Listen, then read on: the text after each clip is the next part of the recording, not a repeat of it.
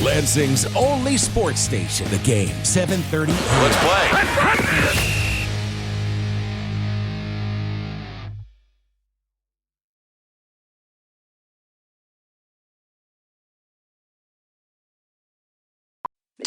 East Lansing, a town square media station. Lansing sports leader. The Game, 7:30 a.m.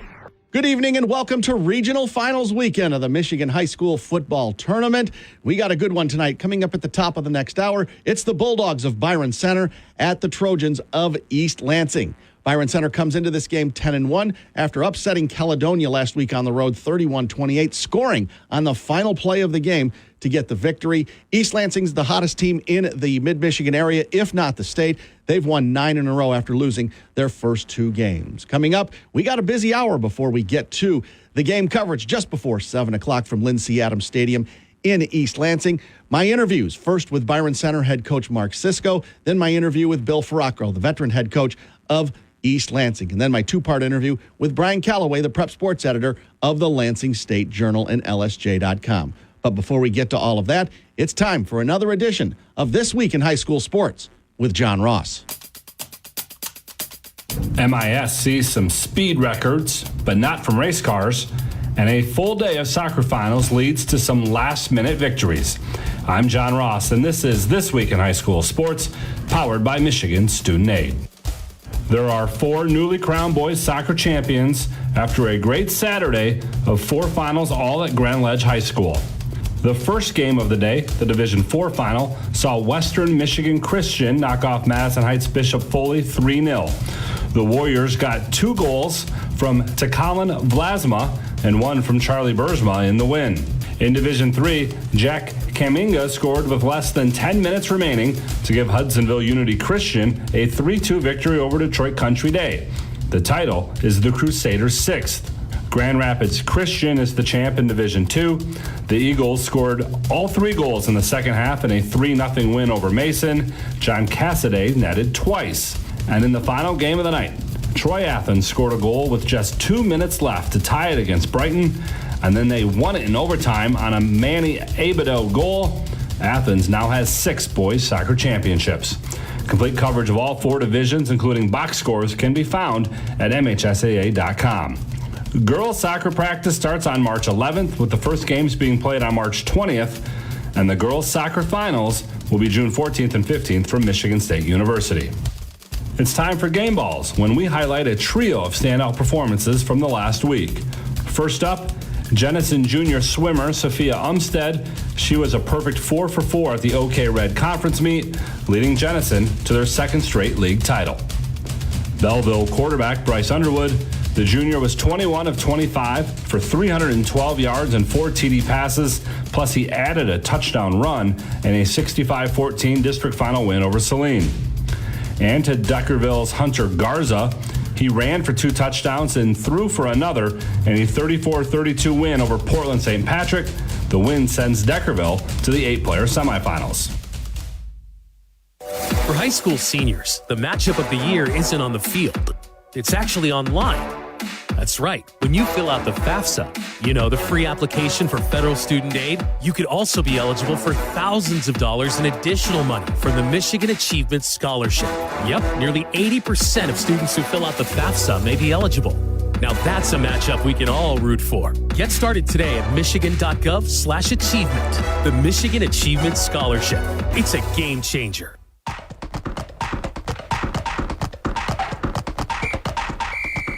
Our weekly Be the Referee feature takes a look at the fine art of officiating with the MHSAA's Director of Officiating Services, Sam Davis. It's 3rd and goal from the 12-yard line when the quarterback throws a pass high over the middle. It goes over the outstretched hands of the receiver, hits the crossbar of the goalpost, and ricochets back towards the receiver, who is able to grab it while standing in the end zone. Is this a touchdown? It is not. Once a pass hits the crossbar or uprights of the goalpost, the pass is dead. It is an incomplete pass, and now it's 4th and goal. So, they send out the field goal unit, and the kick hits the upright, also bounces back into the field of play. Is the ball returnable by either team? Nope.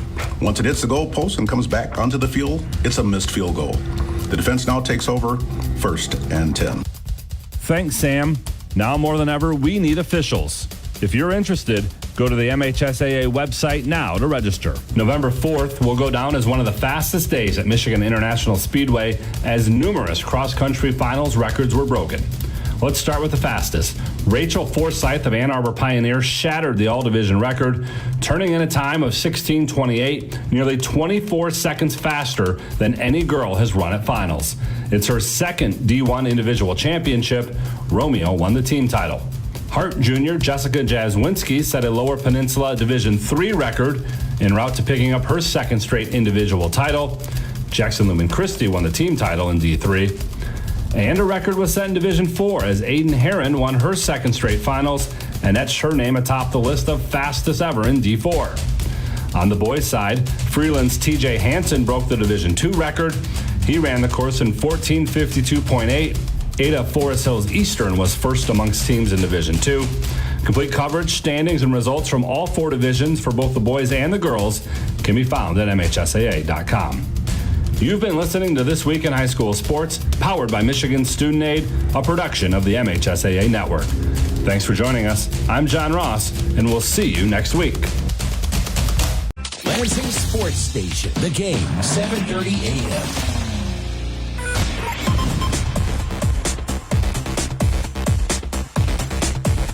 Welcome back to the pregame show, sponsored by Dowding Industries and by the Lansing Sports Commission.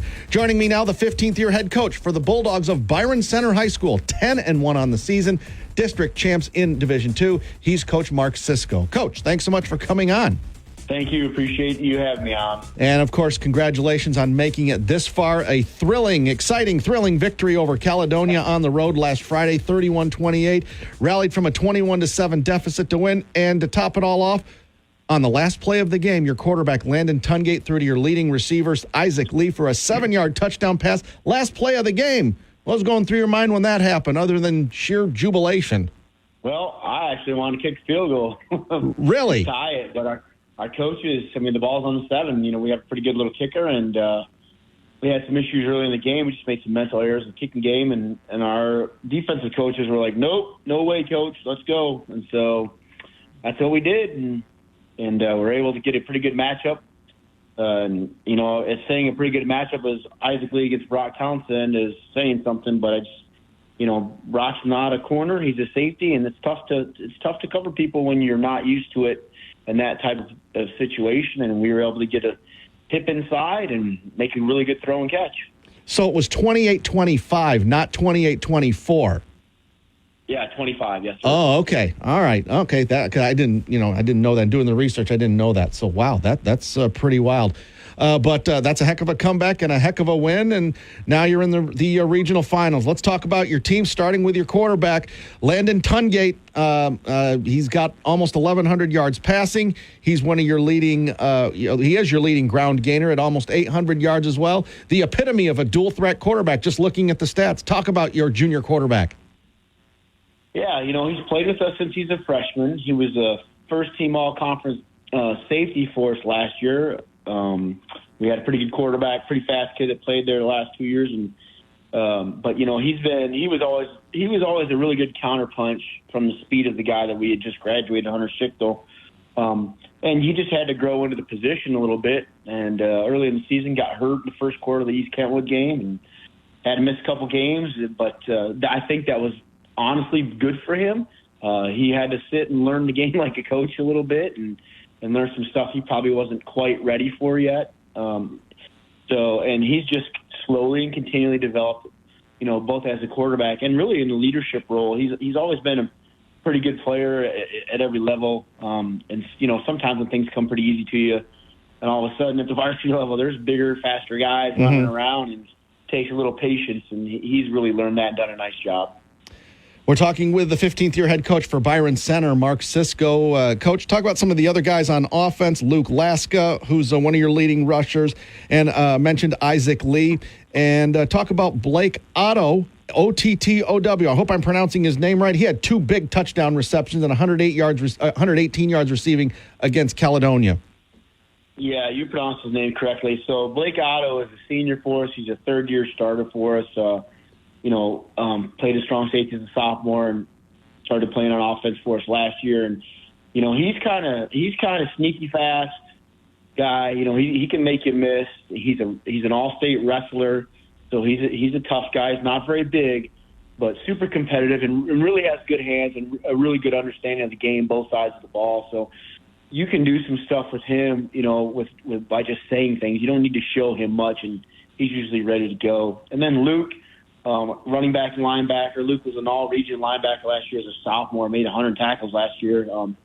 He's really, he's an all-state hockey player. He plays catcher for us, and he'll be a 4-year starter for us in all 3 sports before he's done here. So he's, again, another just gamey type of kid, pretty heady, not very big, but he's going to give you every ounce that he has. And so that makes him naturally a good leader because, how do you say no to a guy like that? Sure. And then Isaac, really probably might have been one of our best receivers when he was in the 8th grade, and we kind of thought that when we had him at camp.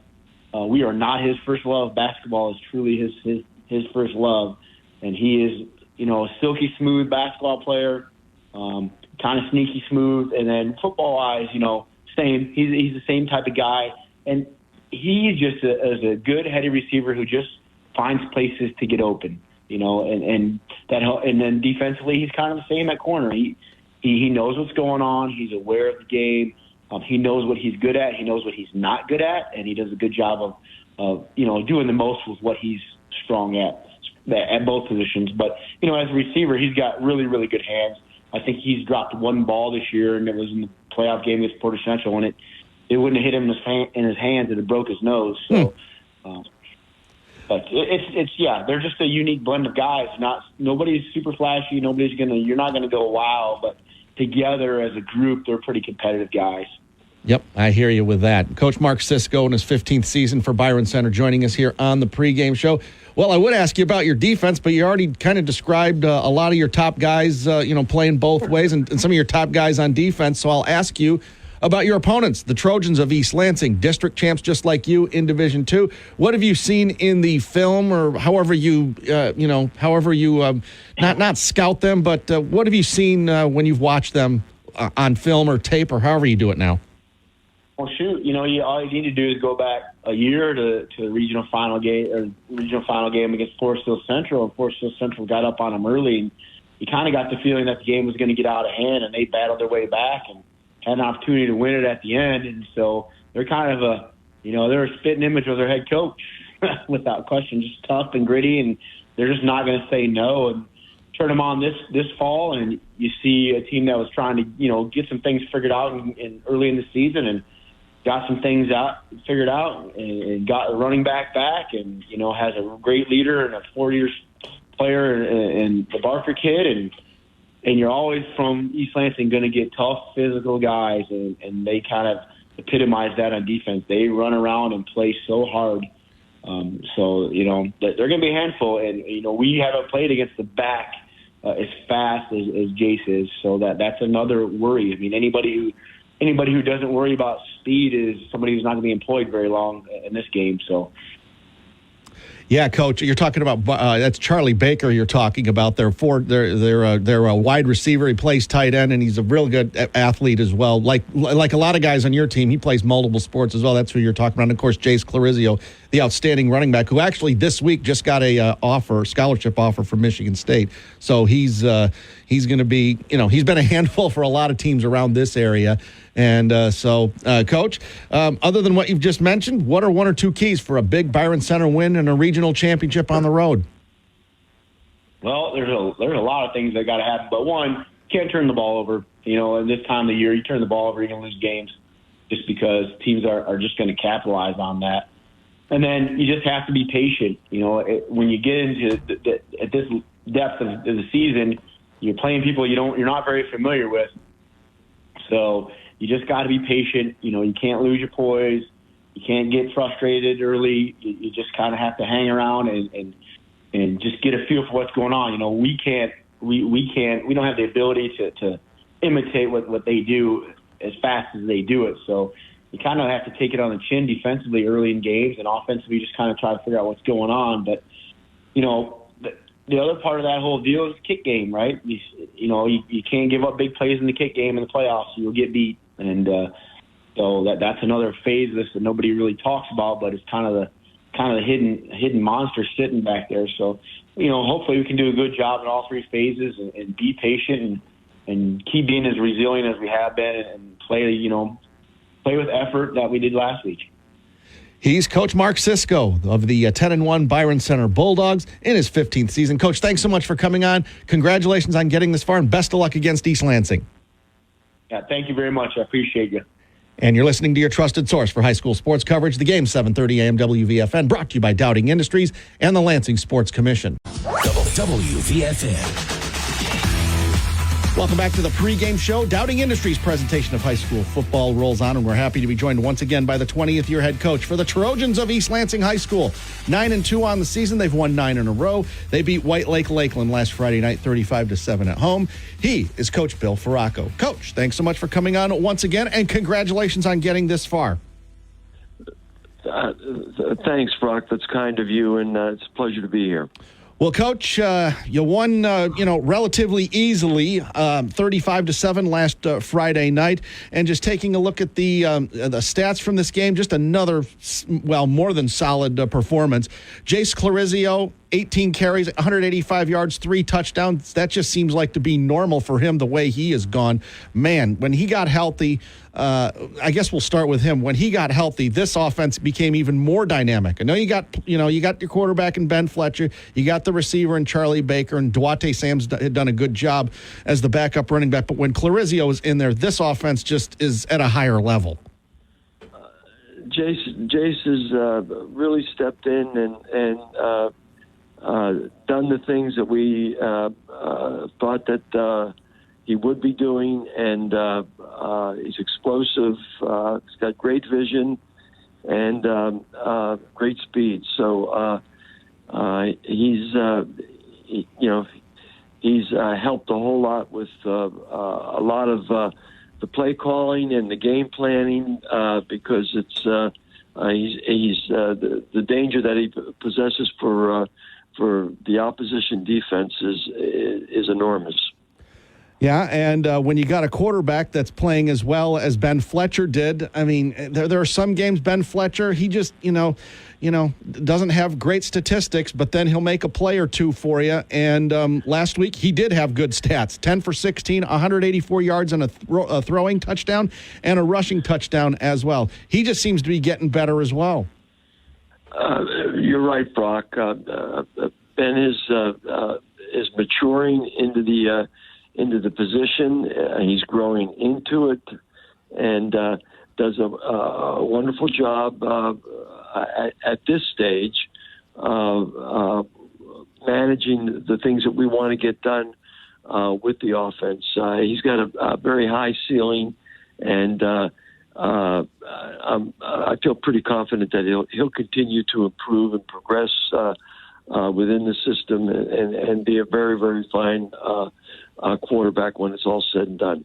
Yes, and Fletcher and Clarizio are back next year. They are just juniors. Bill Faracco joining us here on the pregame show. Talk about your defense, how well they played last week. They've had some very high moments as well, getting stops, forcing turnovers. Talk about one kid in particular, B.J. Wyndham. He's a factor on offense, but on defense, I think he's, in just the games that I've seen you guys play this year, so impressed with him, just making plays, just all over the place. He's a second-year starter for us at corner, and has developed to be a very, very, very fine student of the game. Understands what's going on, and locks down a lot, and that's a luxury to have because it allows you to do some other things with the internal part of the defense. We struggled a little bit in the first half last week. Couldn't get the defense off the field.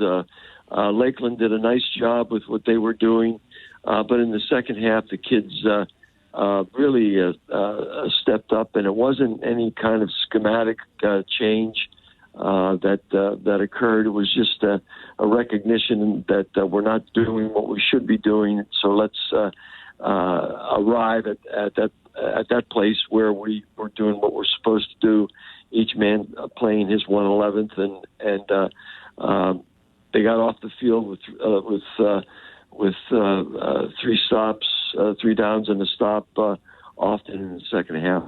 Bill Faracco joining us here on the pregame show, veteran East Lansing head coach. Okay, your opponents are the Bulldogs of Byron Center. They're 10-1 on the season. They pulled a mild upset, beating Caledonia on the road 31-28, and they scored on the very last play of the game. And because Byron Center won, you get a home game in the playoffs. Before I ask you about Byron Center, how happy are you to get another home game in the playoffs? Well, it's good to be home. I'll tell you that. The whole thing. The whole progression of preparation and being at home is very, very important, and we're going to enjoy playing at Lynn C. Stadium this week with an enormous challenge with Byron Center. Landon Tungate threw a 7-yard touchdown pass to Isaac Lee on the very last play of the game to give Byron Center the win. But Blake Ottow, O-T-T-O-W, I hope I'm pronouncing his name right, 2 touchdown receptions. He had 118 yards receiving, and they came from behind on the road, 21-7 down and came back and won. Talk about this Byron Center squad.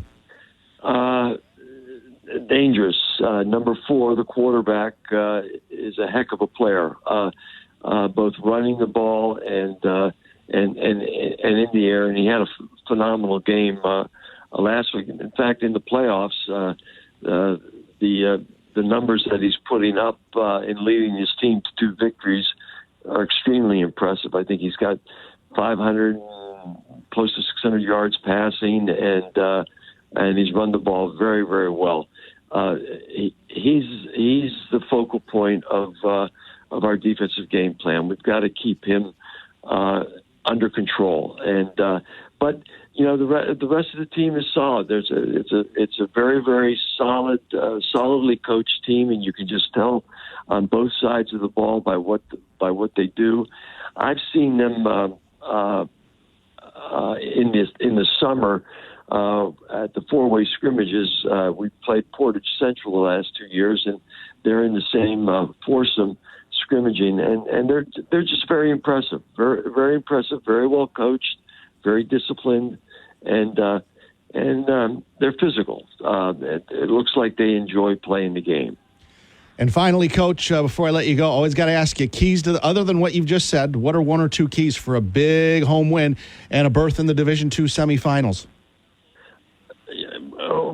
We have to take care of the football, as always, and I think that we have to sustain some drives, and by that I mean running plays and working the clock a little bit to keep our defense off the field as much as possible, and then hope that along the way we create some explosives. We're always looking to get in the double digits with those passing and running, so we can move the ball and then hopefully score on maybe an explosive or 2, and then let's see what happens. He's Bill Faracco, the 20th year head coach for the Trojans of East Lansing High School, Division II district champs. Coach, thanks so much for coming on. Best of luck against Byron Center. Thank you very much, Brock. Nice to be here. Thank you. And you're listening to your trusted source for high school sports coverage, The Game, 730 AM WVFN, brought to you by Dowding Industries and by the Lansing Sports Commission. Dowding Industries' presentation of high school football continues with Brian Calloway, prep sports editor of the Lansing State Journal, LSJ.com. All right, let's recap the district championship games from last week. There were 7 games involving 10 area teams. And we got to start with a game that we were at Mason High School. Man, DeWitt got off to a great start. They were leading after 1 quarter. It was all them in the first quarter pretty much, and then they ran into a Mason buzzsaw the last 3 quarters of the game, led by Cole Reese, who had a touchdown reception. He had a touchdown run, and he made a big defensive play in the second half as well. Yeah, Cole Reese definitely had a big game. I mean, he's a guy that you don't really talk about with this Mason team just because there's so many other guys on this team that, are big name players in this area, but he definitely stepped up big for them, being able to, score a pair of touchdowns in the third quarter, coming out with that big defensive stop in the third quarter. And, all those things were pretty key in Mason, kind of overcoming what was a very slow start. I don't think they had a first down in the opening quarter. DeWitt went up, 7-0 early. So, it was definitely a very slow start for them. But, Mason recovered, got some big plays from a number of people. Got some timely plays as well, too. There was a blocked field goal that was pretty big in the second quarter, which came a play after DeWitt just missed the receiver in the end zone as well, too. So there were some big moments in that game that helped, swing it back in Mason's favor after their slow start. But now Mason made some history, too, by winning a district title for a third straight year for the first time, too. Yep, never done that before. And they'll go for a third straight regional title coming up. We'll talk about that in the next segment. In Division II, East Lansing, they're just a different team with Jace Clarizio healthy. The level of play just goes up when he's on the field. 3 more touchdowns, nearly 200 yards rushing, and he had some help from his quarterback. Usually it's the quarterback that gets help from other people. But he got help from his quarterback, Ben Fletcher, threw for 184 yards and a touchdown and a rushing score as well. This team, clicking on all cylinders right now. As long as Jace Clarizio is in the lineup, he is so good, and he just makes everybody else better, both offensively and defensively. Yeah, he's definitely someone that you have to account for. And, even if you think you have him bottled up, this guy's just got another gear. He just got an offer from Michigan State this week as well, too. And has, drawn quite the attention on the recruiting trail as well, too. But, he's definitely been a big factor for them. You talked about Ben Fletcher. He's had a pretty solid season for them as well, too, under center as well, too, and made some big plays. Charlie Baker has been a nice piece for them as well, too. And this East Lansing team has really played well since those tough early season losses to Portage Central and Hudsonville. They certainly have. They've won 9 in a row, and they'll go for 10 in a row when they play Byron Center. We'll talk about that again in the next segment.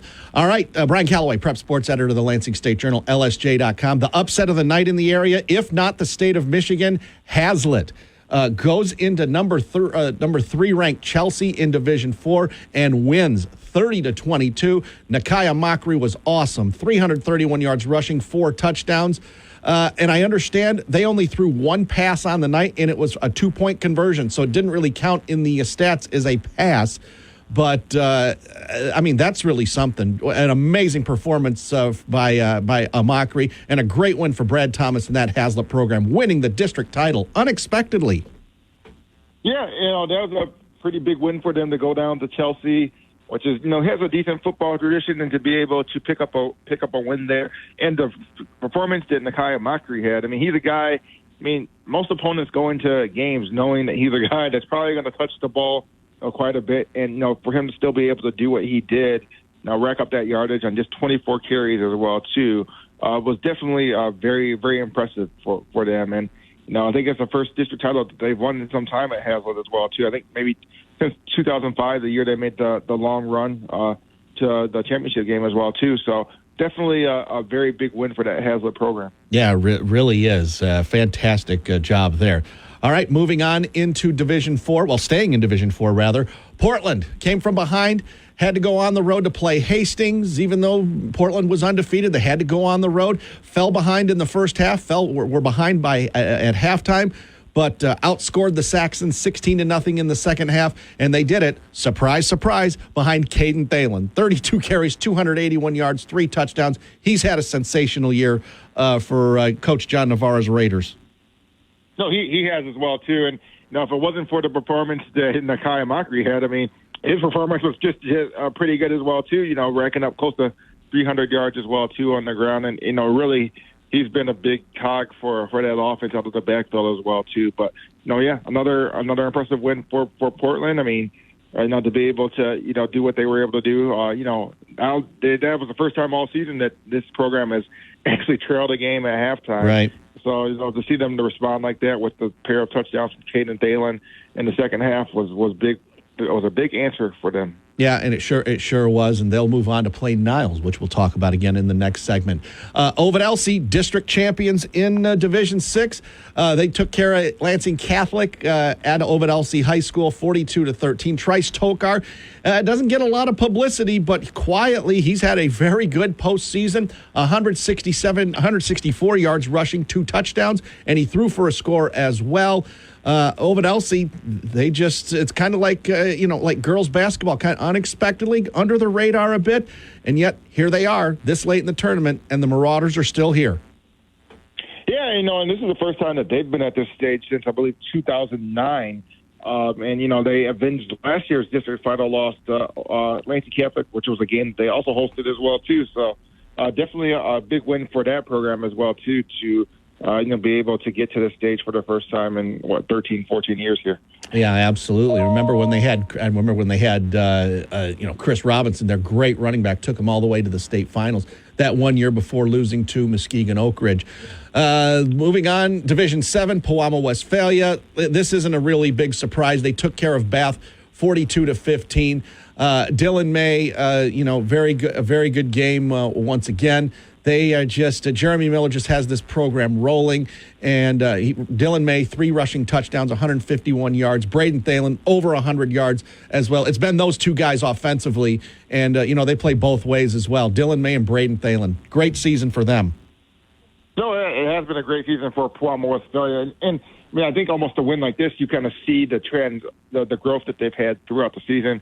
These two teams met in week 2. Palmbos and Westphalia just only managed 21 points in that game, won the game 21-0. But, now, I feel like this team is clicking on all cylinders with, what they were able to do, last week and winning big over Bath. And really just a dominant first half. I think they had, 35 points or something like that in the first half alone in that game as well, too. So it just kind of exemplifies the growth that this team has displayed throughout the course of the season to kind of where they are now as they get set for a rematch this week. And finally, unfortunately, Portland St. Pat saw their season come to an end, falling to Deckerville at home 34-32. They came from behind, had a chance to tie it, but missed a 2-point conversion in the fourth quarter, so falling by 2. But, man, Brady Leonard, their quarterback, 17 for 26, 242 yards, 5 touchdowns. And Lucas Simon caught 3 of those touchdowns as well.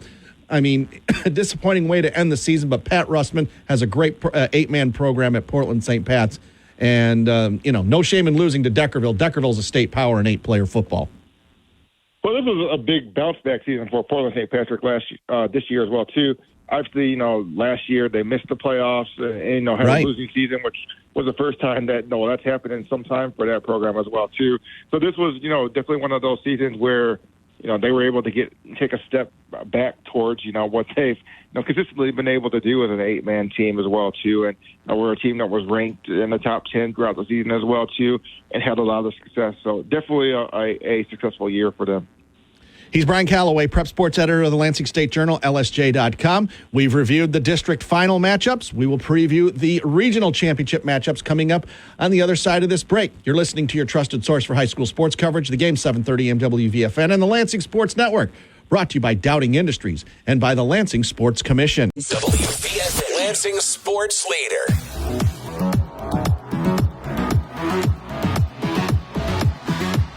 Back for another segment with Brian Calloway, prep sports editor of the Lansing State Journal, LSJ.com. All right, we got 6 area teams left, 7 if you count Corunna, because Corunna's had a fantastic season. We've talked about that off and on throughout the season. But we'll start with the matchup coming up tonight, Mason and Walled Lake Western. Walled Lake Western fell to Mason in week number 8. This is arguably Mason's best team they've ever had. We've talked about all the offensive weapons that they've got. We've talked about the good offensive and defensive lines and all the athletes they have on defense. I'm taking Mason in this one, although it's going to be difficult to beat a high-level team in Walled Lake Western twice in a month in 4 weeks. But I just think Mason, I just think they're going to take this one.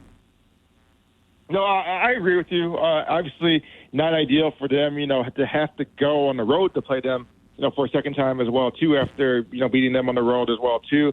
But obviously, you look at the league that Walled Lake Western plays in, they play a lot of D2 schools, a lot of D1 schools, which, allows them to pick up a lot of playoff points, and now they have a chance to host this game and try to get some revenge on Mason as well too.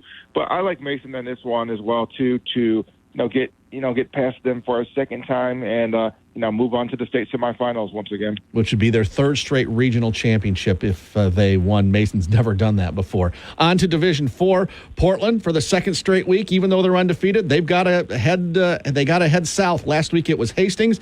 They head even further south, down near the Indiana border. They got to go to Niles and play them. I'm taking Portland in this one. Caden Thalen's been so good, and if for some reason he gets bottled up, Dominic Navarra can throw the ball enough to be effective. I'm taking Portland in this one because I'm not picking against them. No, yeah, I agree with you. I think Portland will come out on top of this one, although it's a long trip to make on a Friday night to go, close to the Indiana border for them to make. And obviously this Niles team, they're a high-scoring team and is averaging close to 50 points a game, had just has dominated Paw Paw, which is another top 4 team in Division 4. They just dominated them in the district championship game and beat them for the second time in 3 or 4 weeks as well too there. But I think Portland finds a way to go on the road and pick up a win here. Yeah, Niles has scored 42 points in each of their tournament games. They beat Vicksburg in round 1, 42-10, and won last week 42-13. But, yep, I like Portland as well. Also in Division 4, Hazlitt is at Goodrich. Goodrich is a team that was able to get by Williamston, I believe, in week number 9, or it was at least late in the regular season. It was week 9. Yeah, week 9. And we know Hazlitt played Williamston this year. That's a big rivalry. I took Goodrich in this one because they're hosting the game, but I would not be shocked if Hazlitt went on the road again and won this one. After going on the road to beat a highly ranked Chelsea team, they got to think they can beat anybody, and I wouldn't be shocked if Hazlitt won this one as well. Yeah, I actually took Hazlitt in this game, okay. Just to maybe pick up as an upset pick for this week based on, obviously, what Nakia Macri, he's had a big couple of weeks of the playoffs so far. Obviously, Goodrich is the defending state runner-up, has had a lot of success this year, but they didn't dominate Williamston. Williamston was within the game with them when they met in week 9. Also, Corona handled this Goodrich team easily in week 5 or week 6, whenever those two teams met in the Flint Metro League play as well too. But I think Hazlitt finds a way to continue its run and pulls off an upset here. It would be an upset, but I took Goodrich only because they're at home. But again, I wouldn't be shocked if Hazlitt won. All right, moving on. By the way, we're talking with Brian Calloway, prep sports editor of the Lansing State Journal, LSJ.com. Let's touch on Corona, their great season that they've had. They're undefeated. And they host Macomb Lutheran North tonight, Friday night. I'm picking Corona in this one. They're playing at home. This has been an awesome team all season long, although they had a close one last week against Pontiac Notre Dame, who knocked out Williamston 28-17. How do you see this one for the Cavaliers? Yeah, and Corona's won 11 games for the first time in school history as well, too. So this is obviously the best season in school history for this program. And they knocked off a pair of undefeated teams already in the playoffs with Flint Hamady in the district opener, and then knocking off Pontiac Notre Dame Prep last week as well too. And both of those teams were ranked in the top 10. But I think they continue a year to remember and get to 12-0 and get to the state semifinals. Oh, it'll be amazing for them. All right, moving on to Division 6. Ovid Elsie is at Constantine. This is a Saturday game at 1 o'clock. I think the run ends here for Coach Travis Long and the Ovid Elsie Marauders. Constantine just too tough here. They have won, although they had a tough game against Buchanan last week, 21-14. How do you assess the Marauders' chances against Constantine? Yeah, and Constantine knocked out Olivet to open their run in the playoffs as well, too. But, this is a team that has won 9 straight since losing to Benton Harbor in week 2. I think the run-ins for Ovid Elsie here as well, too, in this matchup on the road. But obviously, if it is over for Ovid Elsie, it's been quite the run for them, being able to get someplace that they haven't been to in, 14 years. In Division 7, Pewamo, Westphalia. This is a rematch from week number 1, North Muskegon. This game being played at Muskegon Oak Ridge High School. So it's sort of a neutral field, but sort of a home field for North Muskegon. This, again, a Saturday game. North Muskegon won in week 1, 17-14. I'm taking PW in this one. They are looking really, really strong right now. And North Muskegon's played a couple of pretty close games. 27-14 in week 1 over Union City, and then against Lawton last week, 27-24. I got PW in this one. Yeah, I picked PW as well, too, but, I think the first game was decided by a field goal late in the game, between these teams, and obviously Pewamo is just a much different team since their week 1 contest. North Muskegon's tied for number 1 in Division 7 with the ranking, and obviously they picked up a big win last week, being able to knock out number 4 Lawton by a score of 27-24. So I expect another tight game, but I think Palmbos wins this one. Yeah, I just think they've just got it going right now. And finally, the game you're going to hear in just a few minutes, Byron Center at East Lansing. East Lansing, we talked about it in the first segment. They're just a different team with a healthy Jace Clarizio. I mean, they're pretty good even without him because he's got good backups, but Jace Clarizio just gives them another level. They go to another level when he's on the field. I got East Lansing winning on this one. I know Byron Center's good, and they scored on the last play of the game to beat Caledonia last week on the road, which allowed East Lansing to host this game because they got better playoff points. I'm taking East Lansing at home in this one. I think this is going to be close, but I'm taking the Trojans. No, I'm going to go with Byron Center in this one. I think it's going to be a tight game, like you said. Byron Center has just played a very great schedule this year. I mean, they knocked out Portage Central. They've been on the road their entire run in the playoffs and picked up wins, starting with Portage Central, which is a team that East Lansing lost to early in the year. And then, following up last week with the victory over Caledonia, which was ranked number 2 in the state as well, too. And then, Byron Center is ranked number 4 in Division 2 as well, too. So, and obviously the regional has been a tough spot for East Lansing in recent years as well, too. Came so close to a win last year in the regional round. Then I remember the COVID year, 2020, when they had the tough call against Muskegon Mona Shores as well, too, and in a regional as well, too. So it's been a tough round for them in the playoffs, and, one that they've come so close to winning in some years, and, just haven't been able to get over the hump. And I think this will be another close call for them. But I think Byron Center picks up the win on the road. He's Brian Calloway, prep sports editor of the Lansing State Journal, LSJ.com. Brian, thanks so much for coming on. Always great to have you. Hey, thanks for having me. Appreciate it. And you're listening to your trusted source for high school sports coverage, the game 7:30 a.m. WVFN and the Lansing Sports Network, brought to you by Dowding Industries and the Lansing Sports Commission. Lansing Sports Leader, WVFN.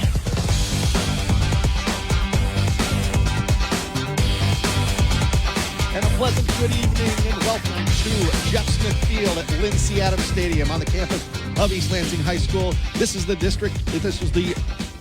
Division II Regional Championship between the homestanding Trojans of East Lansing High School at 9-2 on the season. The CAAC Blue champions this year against the Bulldogs of Byron Center out of the famed Ottawa-Kent Conference. I am Brock Palmbush, and my normal partner, Eric Doc Love, under the weather tonight. Eric, get well soon. Hope you're listening tonight on the game 7:30 a.m. WVFN, the game 7:30 a.m. app, or the Lansing Sports Network. But who better to join me than the longtime voice of the Lansing Lugnuts, pinch hitting on 36 hours notice. I give you Jesse Goldberg-Strassler. Brock Palmbush, it's so good to be here with you. The last time I was at your side, it was here in East Lansing, and Eric Doc Love was becoming Eric Dad Love. Yes. Back we go. East Lansing against Byron Center. Byron Center has never won a regional final. Meanwhile, East Lansing, this has been the stumbling block. It has been lost 2 years ago to Muskegon Mona Shores in the regional championship, but they're back here again after beating White Lake Lakeland last Friday night 35-7. Ben Fletcher, their quarterback, 10 for 16, 184 yards, a throwing touchdown and a rushing touchdown. But man, since he's come back from injury a second time, it's been all about number 0, the outstanding junior running back, Jace Clarizio, who just this week got an offer from Michigan State University. He has been awesome since he came back in before Week 9, the game against Grand Ledge for the CAAC Blue title. He is the headline performer. And so if you take on East Lansing, he is the main man. And if you're Byron Center's defense, you know who you have to stop to have a chance against East Lansing. Before he came back, look, we know that East Lansing can run the football and run it effectively. And Duarte Sams Jr. was really good earlier this year. He was. Chase Clarizio, coming back, has not missed a step. We saw his breakout first last year as a sophomore. Right. And then you look at his performances since returning. 23 carries, 299 yards against Grand Ledge. And then these 2 games in the playoffs. First round against Lansing Everett, second round against Lakeland, and you combine them, 35 carries, 309 yards, 5 touchdowns. He has been exceptional. Yeah, and it seems like more than that, actually, just using the eye test. Their opponents tonight are the Bulldogs of Byron Center, 10-1 on the season. They upset Caledonia on the road last Friday night, 31-28. And as you heard with my interview with Coach Mark Sisko, they were down 28-25, ball on the Caledonia 7-yard line in the final seconds. You figure, knowing that, you kick the tying field goal and go to overtime. No. You heard it in the pregame show. Coaches and players convinced them, no, let's go for it. Let's go for the win right now. Well, what happened? Their star quarterback, Landon Tungate, a 7-yard touchdown pass to Isaac Lee, their leading receiver, on the very last play of regulation. That's why Byron Center is here tonight for the regional championship. You've seen Byron Center a lot on film just in the last couple of days. Tell us about them. These teams their philosophies are the same, Brock. They both want to run. But as you mentioned Ben Fletcher's passing stats last week, East Lansing was forced to throw the ball by Lakeland. Things went well. Well, with Byron Center, they want to run the ball too, and they want to pound it. Landon Tungate is an excellent rushing quarterback, and they've got 2 great backs in the backfield with him. Luke Laska is the physical bat, and then Blake Otto has great speed. But when they were forced to put it in the air, Isaac Lee is a standout during basketball season, and he was a standout as a wide receiver. He wins the game for them on a slant on the final play of the game. And Landon Tungate, their leading passer, over 1,000 yards passing. He's over 700 yards rushing this season. And he's missed time with injury. He took a high shot against East Kentwood, suffered a shoulder injury. It was a blow to the head that knocked him out for a couple of games. He came back, and you see those stats. He's put up big numbers this year. He absolutely has, and should be a great ball game here tonight at Lynn C. Adams Stadium. Dowding Industries' presentation of high school football brought to you in part tonight and all season long by the Lansing Sports Commission. No matter the sport, the Lansing Sports Commission can make your next event your best event. Plan on something greater. Find out more at lansingsports.org. And by Jeff and Chris Metz. Dowding Industries, recognizing the effort and commitment athletes give to the sport of football. They're always interested in individuals that have the drive and desire to be successful in work and in life. Check them out at dowdingindustries.com. You may find a successful future here. We're just about ready for the national anthem here. Both teams are out right now, and East Lansing in their home navy blue uniform. Think Penn State's home uniforms. That's what it is, with the white helmets striped down the middle. It's pretty much what it is. As far as Byron Center goes, they are in the road white uniforms with black numerals and orange trim. And they'll be ready to go. Everybody's standing for the national anthem. We'll take a break and come back for the kickoff of Byron Center and East Lansing here on the game, 730 AM WVFN and the Lansing Sports Network. Welcome to Be the Referee with MHSAA registered official Paige Winnie. Did you know many sports now offer student athletes the opportunity to compete on both varsity and sub-varsity teams during the same week or even the same day? The fifth quarter or third half rule was instituted to help sub-varsity teams with low participation numbers. Now, a student athlete on the varsity team can participate in part of the JV game, so each level of the team can play with a safer number of players. For example, a football player who plays in 3 quarters of the JV game may also play in 2 quarters of the varsity game for a total of 5 quarters played. The rule is not designed for high-caliber players to play down a level and dominate games or pad stats. The fifth quarter is available in basketball, football, and boys lacrosse. Soccer has the third half rule. Thanks, Paige. You can be a referee. Go online now to register at MHSAA.com. Be the Referee is a part of the MHSAA network. WVFU East Lansing, a town square media station. We're the station you've turned to for sports for over 30 years. The Game, 7:30 a.m.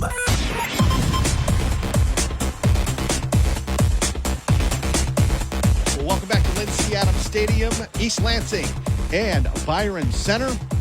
Getting ready to start here quickly. Palmbos, Jesse Goldberg-Strassler. Jesse, keys to the game, quickly. Well, stop the run for both of these teams. It's Jace Colorizio's show for East Lansing side, but they have to watch themselves when it comes to keeping the game clean. How does Byron Center win? They turn you over. They do not commit turnovers. 18 forced, only 5 made by their offense this year. All right. East Lansing won the coin flip, and they deferred to the second half, so they're kicking off from right to left here. Number 34, Isaiah Armstrong. He's taking the steps back, and he's kicking off deep. Here is the kick. It is deep, and it's fumbled inside the 5-yard line.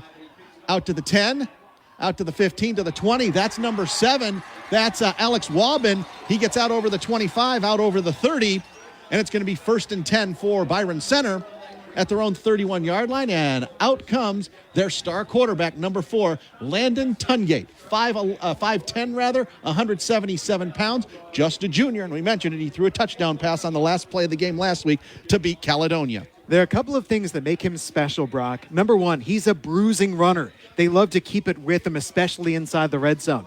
But number 2, he's elusive. There's a little bit of young Russell Wilson to his game. And if he puts it up, watch out for number 3, Isaac Lee, his top receiver, one of the best receivers in Division II. Carter Ahern had the kickoff return, and he brought it back to the 31-yard line. 1st and 10 from their own 31. Tungate under center. He's going to hand off up the middle. That's to Luke Laska. Goes over left side. Goes over left guard. Not much of a gain there. Gain of 1, maybe 2. For the Bulldogs, it'll be 2nd down and 8. That's how Byron Center built their identity for years, Brock, was just that ground and just trying to earn their yards, work through. So establishing it early, but that's not the identity of this team. 2 wide receivers left. Tungate in the gun. Now a man goes in motion. Tungate dropping back to throw. He throws it over the middle. It's caught over the 40, the 45 into East Lansing territory. That is Laska. Luke Laska, nice gain over the middle to the 47-yard line. Gain of 20. That's the added element that they have is Tungate going to the air. Yeah, hurry up offense here. Tungate in the gun. He's going to hand off. I believe that's Laska again. He gets down to the 44, maybe the 43-yard line. Yeah, that is Laska again. He's taken down there by number 8, Noah Lopez, amongst others. Surprised by this hurry-up offense here by Byron Center? I am. Not a bit. Trying to force the pace. 2nd down and 6 after the gain of 4. Tungate in the gun. Man goes in motion. That's number 23. That is Blake Otto, and he is close to a 1st down. Gets down to the 40-yard line, maybe the 39 on that jet sweep handoff, Jesse. And they mark him down just short of he doesn't get a good mark. He's marked down at the 39-yard line. It's a good job on the left side by Jalen McFadden, trying to stretch the edge. Tungate in the gun again. It's going to hand off again to Laska. He's got a 1st down over the 35 down to the 32-yard line. He is taken down there by number 4, Daryl Jeter, a junior defensive back. 10:14 to go. Clock is stopped. We're scoreless. First drive of the game, but Byron Center is driving at the East Lansing 32. Tungate in the gun again. Fakes the handoff, dropping to throw. Feeling some pressure, out to the left. We got a flag down. Tungate, he's going to throw it out to the right, out to the left. It is caught inside the 20-yard line, but hold everything. We got a couple of flags on the play. I got a feeling one of them is going to be holding, Jesse. The question is on the second flag. Yep. Because you're absolutely right. Great pressure by East Lansing. And this is a shorter offensive line for Byron Center. They're highly mobile. They love to get in motion, but you can beat them with speed. So we're going to wait for the official signal. 10:02 to go, first quarter. We're scoreless. First drive of the game. Officials are talking to East Lansing coach Bill Farraco. Oh, yes, East Lansing's coached by Bill Farraco in his 20th season. Byron Center coached by Mark Cisco in his 15th year as varsity head coach. Waiting for the signal still. We're still waiting. You mentioned those coaches. Bill Farraco's been here before. Mark Cisco and Byron Center have not been here before. That's where things get interesting. Holding on Byron Center. And apparently that's what both flags were about. So it's a spot foul. The ball was on the 39-yard. The flag was at the 39-yard line. It is a spot foul, so it's 10 yards from there. Oh, no, they're going to mark it off at the 43-yard line. Okay. First penalty of the game. Brings it back. It's going to be first and a whole bunch. First down and 20, they say, from the 42. Landon Tungate in the shotgun. Got a running back next to him, 2 wide receivers to the left, a wing back on the right. Dropping to throw is Tungate, feeling the pressure. Throws it out to the left. It is caught by the receiver inside the 40, inside the 35, out of bounds, and a late flag. Looks like that was number 9, Jesse. Andrew Croft. And we got a late flag, so we'll wait on that. Well, the question is, was it a tackle out of bounds? Was Croft already out, and then he was taken down?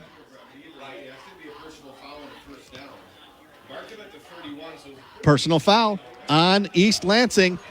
So that's going to be 15 yards from the 31-yard line, so it's going to be first and 10, should be at the 16-yard line.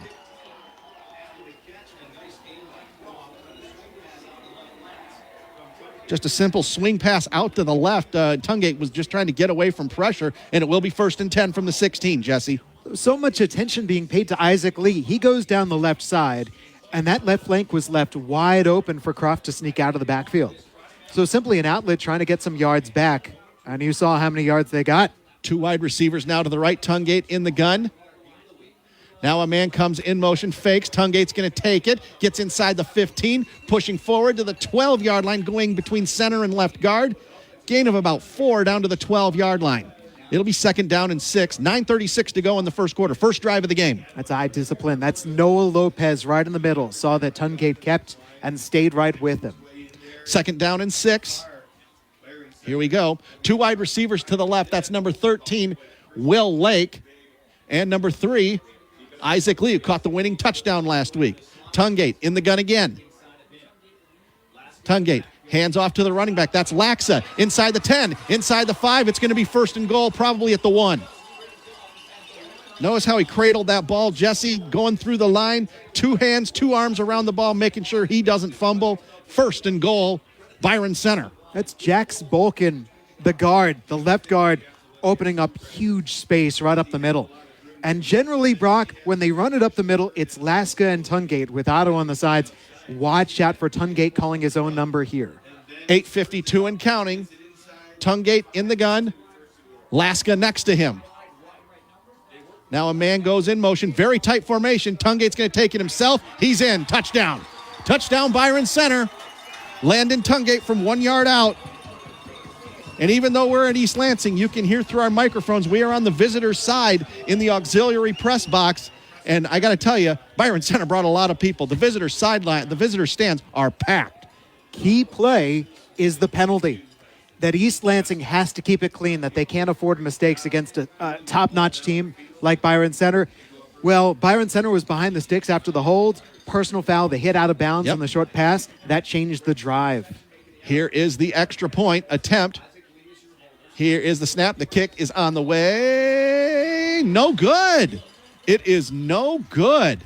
Missed 2 last week against Caledonia. Had missed 7 coming into play. Dawson Hilliard, the kicker. It was wide right. And we'll see how that's going to be a factor later on in the game. So with 8:42 to go in quarter number 1, it's Byron Center 6, East Lansing nothing. We'll keep it right here, Jesse. And so now, hey, East Lansing got punched in the mouth right on that first drive. Byron Center went right down the field and scored. What does East Lansing need to do? Well, Chase Clarizio is about to get the ball. And then we'll see how does Byron Center defend him. We understand East Lansing's offense. And we'll see how Ben Fletcher gets involved with his own running game and utilizing his arm. But as we started things off, it's Chase Clarizio who's the centerpiece of East Lansing's offense. There's no worry. Dawson Hilliard just missed the extra point. Going to kick off from his own 40. Here's the kick. It is high. It comes down to number 11. That's Duarte Sams, backup running back, and he's taken down at the 25-yard line. Number 31. And I don't have a 31 on my roster, Jesse. I have a 30 and a 32, but not a 31. They gave him a new jersey coming in. Sam's was starting to dance. The ball was kicked away from Clarizio to Sam's. Understandably so. Yeah, and he just started to dance trying to look for a hole, and then they swamped him. So it'll be 1st and 10 for East Lansing. 8:37 to go in the first quarter. 6-0. Byron Center. Landon Tungate, a 1-yard touchdown run just a moment ago. So let's see how East Lansing responds. Ben Fletcher in the pistol formation. Jace Clarizio behind him. Wing back on the left, wide receiver right. We got some motion here. Now they get set again, pistol formation. Now another man goes in motion. Pitch back to Clarizio. He fakes and jitterbugs his way out to the 30-yard line. He does a good job getting 5 yards. First and it'll be, he doesn't get a good mark, Jesse. Only to the 29-yard line, a gain of 4. You mentioned all that motion. All that motion went from left to right, trying to find some room in front of him. But I tell you what, Blake Otto blew it up on the left side, big-time penetration. And that's why Clarizio was never able to get his momentum going. 2nd down and 6, 8:05 to go, first quarter. East Lansing trailing 6-0 in this Division II Regional Championship. Under center is Fletcher. Man in motion, that's Charlie Baker. Fake handoff to Clarizio. Fletcher throws it out to the left, tried to get it to Charlie Baker. It was just out of his reach. Incomplete pass, 3rd down and 6. Clock is still running, and it shouldn't be running because it's an incomplete pass. They're going to have to put some time back on the clock here, Jesse. Clock is still running. We are in East Lansing, right? Yes. Clock is still running. Should not be running. Incomplete. This clock is still running. 20 seconds, if not more. Well, anyway, and now the officials are going to stop playing. They're going to get this fixed. The clock was still running, Jesse. At least 20 seconds, if not more, went off the clock. Completely agree. I was waiting for somebody to notice it, to see that clock was moving and moving. Yeah. I want to go back, though. Ben Fletcher, one of the best things that he does is his ball handling. He has such a great fake, and then he comes out on the bootleg, and that's where East Lansing gets dangerous. He's got Baker wide open, and he just missed him. Yeah, he faked Clarizio, rolled out to the left, and he just missed an open Charlie Baker. They're going to put 17 seconds back on the clock, 7:32. I think it should have been more than that, Jesse. Got to get you a walkie-talkie. Communicate. Right with the field. Let them know. They're still waiting. Maybe they're going to put more time on the clock. Yeah, they put more. 7:40. There we go. Something to keep an eye on. East Lansing's offensive line towers over the smaller unit for Byron Center. Byron Center's defense, what makes them tough is that they swarm, they're quick, but they're undersized. Fletcher dropping to throw, faking to Clarizio, throws it over the middle, low throw, caught. Charlie Baker, first down. Catches it at the 43, maybe the 44-yard line. Big-time gain there. Gain of 15, out to the 44. I mean, speaking of undersized, he's such a big target coming across the middle. The throw was low, went down and got it. He's been such an X factor for Fletcher. 1st and 10, East Lansing at their own 44-yard line. Byron Center leading 6-0 after a Landon Tungate touchdown on their first drive of the game. Clock running, 7:15 to go. Pistol formation again for Fletcher. Handoff, Clarizio. Going left side, good pursuit, but he's going to run away from it and get a first down into Byron Center territory. From the 44 to the Byron Center 45, gain of 11. There are 2 Bulldogs in the backfield immediately. And Jace Clarizio saw them, and he veered left. Yes. And they don't have the wheels that he has. 1st and 10, left hash mark. They're going from right to left across your radio from north to south. Clock running, 6:46 and counting, first quarter. Brock Palmbos, Jesse Goldberg-Strassler here at Lynn C. Adams Stadium on the campus of East Lansing. Winner goes to the Division II semifinals next Saturday. Fletcher under center. Charlie Baker in motion. 3 wide receivers actually. Handoff. Clarizio right side. Gets down to the 40-yard line. Now he's going to get a bad mark. They say he's down at the 41-yard line, a gain of 4. His knee went down early. But in this case, the Trojans tried to spread out that Byron Center defense and try to work things right up the middle. That's where things get fun. because I would argue that the strength of the Byron Center defensive line is Bowden Hurley at 5'9", 205 pounds, number 66, a converted linebacker, and they've got him in as a defensive tackle. He makes that front go. Under 6 minutes to go in the quarter. Second down and 6. 6-0 Byron Center. Fletcher, handoff, Clarizio out of the shotgun. Inside the 40 to the 39, and that's about it. Gain of 2. So it'll be 3rd down and 4. Ball right in the middle of the field. Nice job stopping that play. Byron Center, the center of that line. Number 66, Bowden Hurley in on the tackle. That's what I mean. Hurley's around. He's quick. He's smart. 5:20 to go in the first quarter. Second drive of the game. 2 downs to make 4 yards, Jesse? Yes. I think if you're East Lansing, you can go to grinding it. Now, Duarte Sam's the backup running back. He's in the game now, and he goes right side. He's not going to have a first down. He got a couple of yards, but got pushed back. First carry of the game for Sam's. He gets down to the 38-yard line, but it's going to be 4th down and 3. It's Hudson Pulaski and it's Luke Laska, the power back for Byron Center, who came up and met him. Actually, Jesse, no gain. Thought he got a yard or 2 and then got pushed back, but the officials say no gain on the play. Ball at the 39-yard line. 4:36 and counting, and it looks like East Lansing's going to go for it. You're facing a high-powered offense in Byron Center that just rolled right down the field. Meanwhile, you trust your own offense. You trust your line. You trust Clarizio. Why not? Only 4 yards to go.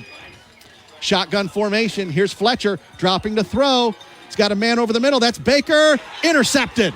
Intercepted by number 3, Isaac Lee. He stepped in front of Charlie Baker, and it's an interception, and Byron Center will take over in East Lansing territory, in their own territory.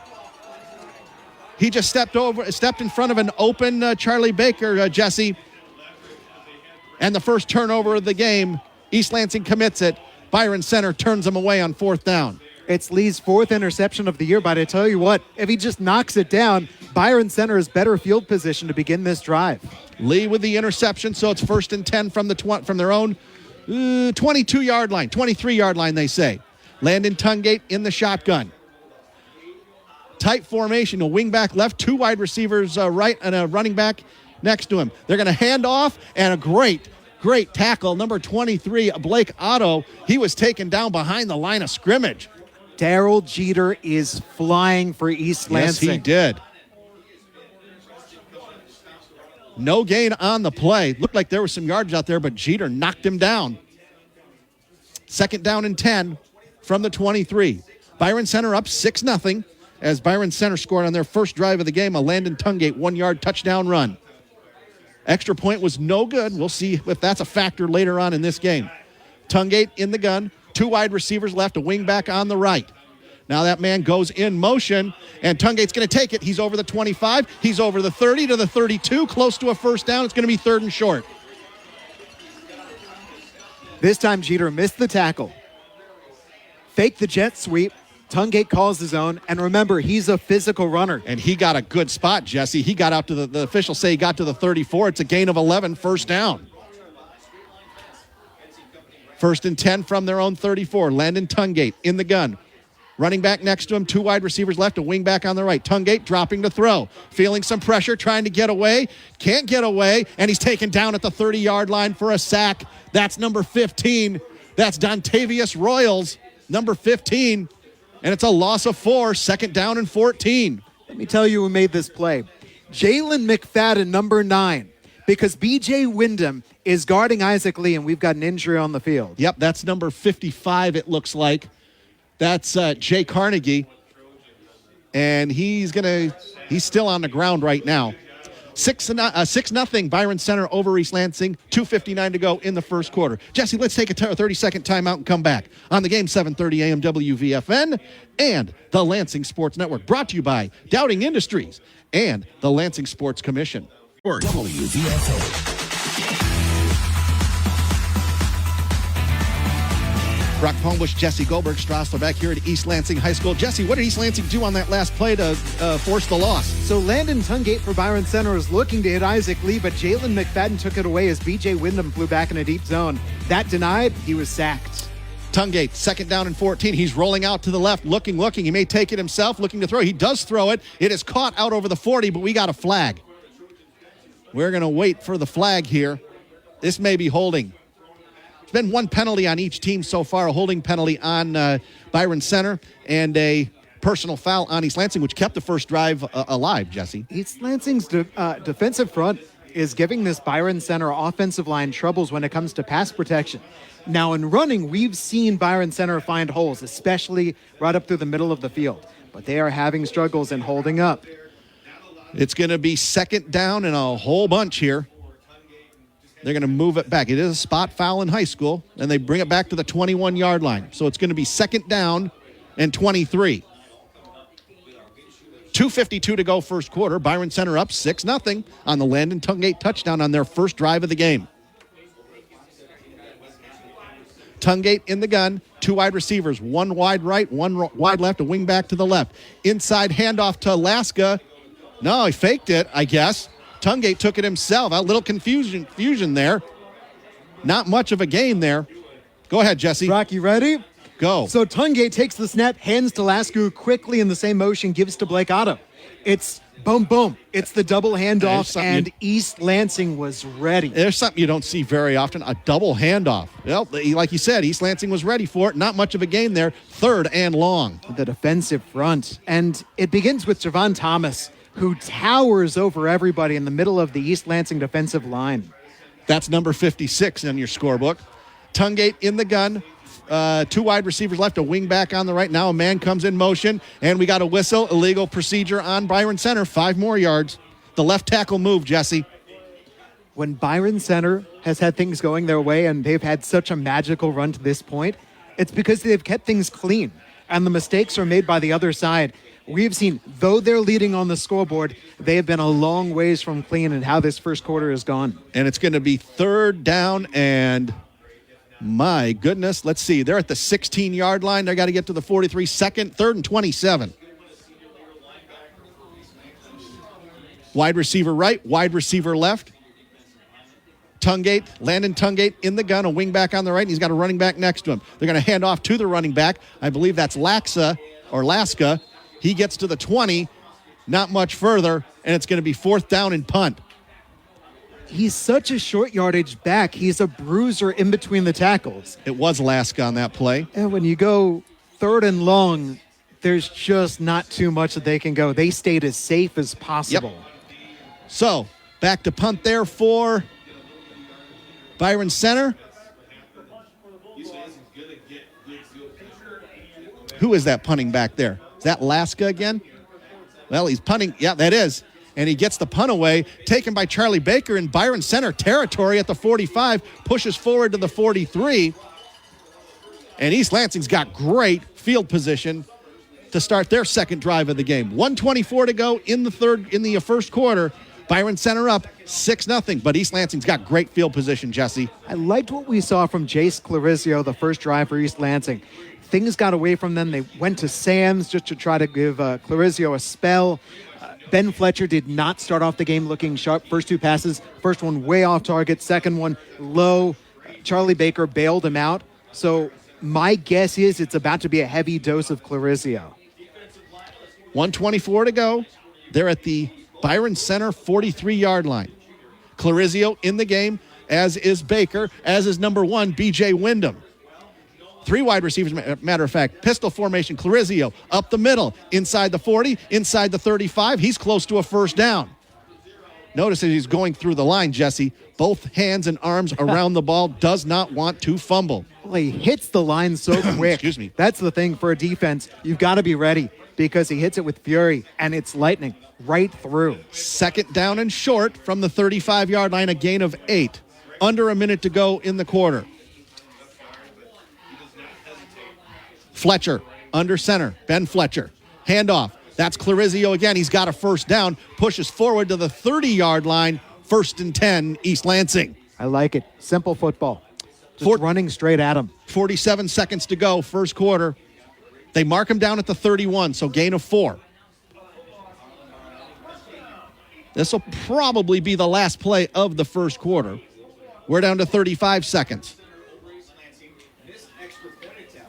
Fletcher coming in from the sideline, getting the play from head coach Bill Farraco.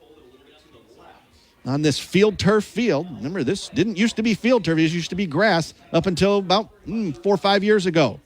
Fletcher under center. Baker in motion. Fake.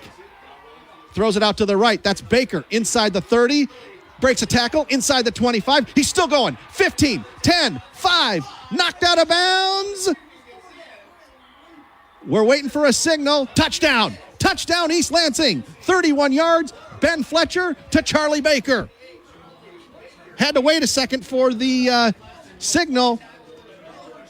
But with 4.5 seconds left, Ben Fletcher has thrown a touchdown pass to Charlie Baker for 31 yards. We're tied at 6. It starts with a play action by Ben Fletcher. And then you've got the strength of Baker and a great downfield block by B.J. Wyndham to spring him down the right side. So now the left-footed kicker, Isaiah Armstrong, is going to kick the extra point. 4.5 seconds to go in the first quarter. Fletcher, he is the holder. Good snap, good hold, good kick. And with 4.5 seconds to go in quarter number 1, it's East Lansing 7, Byron Center 6. We'll obviously keep it right here as East Lansing leading. And Jesse, that missed extra point, which is why East Lansing has the lead, and we're not tied right now. In a regional final, we are going to look at every single detail closely because you never know what could turn the tide. Two strong teams facing off, and keep in mind, this was a short field because of the East Lansing defense and the penalties committed by the Byron Center offense. Yeah, two and penalties. After that, went right downhill with Clarizio, sets up the play action, and Charlie Baker's really good in multiple ways. Here, the target, and then the strength to shrug off the tackle, and then the yards after catch down the sideline. Down the far sideline. Yeah, you mentioned the good block by B.J. Wyndham. Absolutely. So here we go. Want to thank Doubting Industries, Jeff and Chris Metz, Doubting Industries, and the Lansing Sports Commission for sponsoring our coverage tonight and all season long. Hope you're enjoying the broadcast tonight on the game 730 AM WVFN and the Lansing Sports Network and the corresponding apps. Tell you more about that in the second quarter. This is probably going to be the last play of the first quarter. Isaiah Armstrong kicking off from the 40. It's a low liner. It is taken at the 10-yard line, fumbled, but then taken out to the 15, out to the 20. That's Alaska out over the 30 to the 33-yard line, and that's the end of the first quarter of play. We've played 12 minutes so far. It's East Lansing 7, Byron Center 6. We'll take a 30-second timeout and come back for the second quarter on the game 730 AM WVFN and the Lansing Sports Network. Brought to you by the Lansing Sports Commission and by our title sponsor, Doubting Industries. The game 730 AM.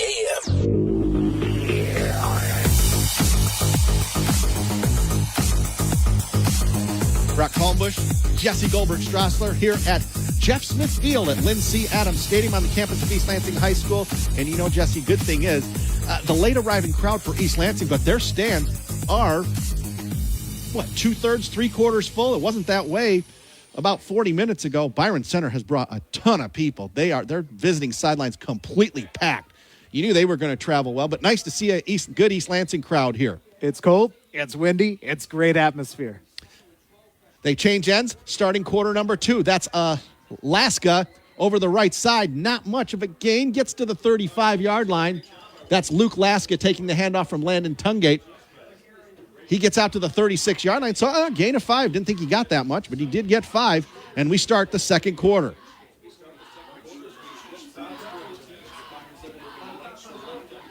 They say a gain of 2, but it's really closer to 3. You get interesting spots in high school football. Both positive and negative. Tungate in the gun. Now they're going to hand off on a jet sweep left. That's 23. That's Blake Otto. He's still going into East Lansing territory on the jet sweep handoff coming from the left to the right. And now we got a flag. I see it. Brock, Jay Carnegie was in the backfield, and it looked to me like he got taken down. This should be the third holding penalty against Byron Center's offensive line. Wait for the official signal. The flag was thrown at the 32-yard line.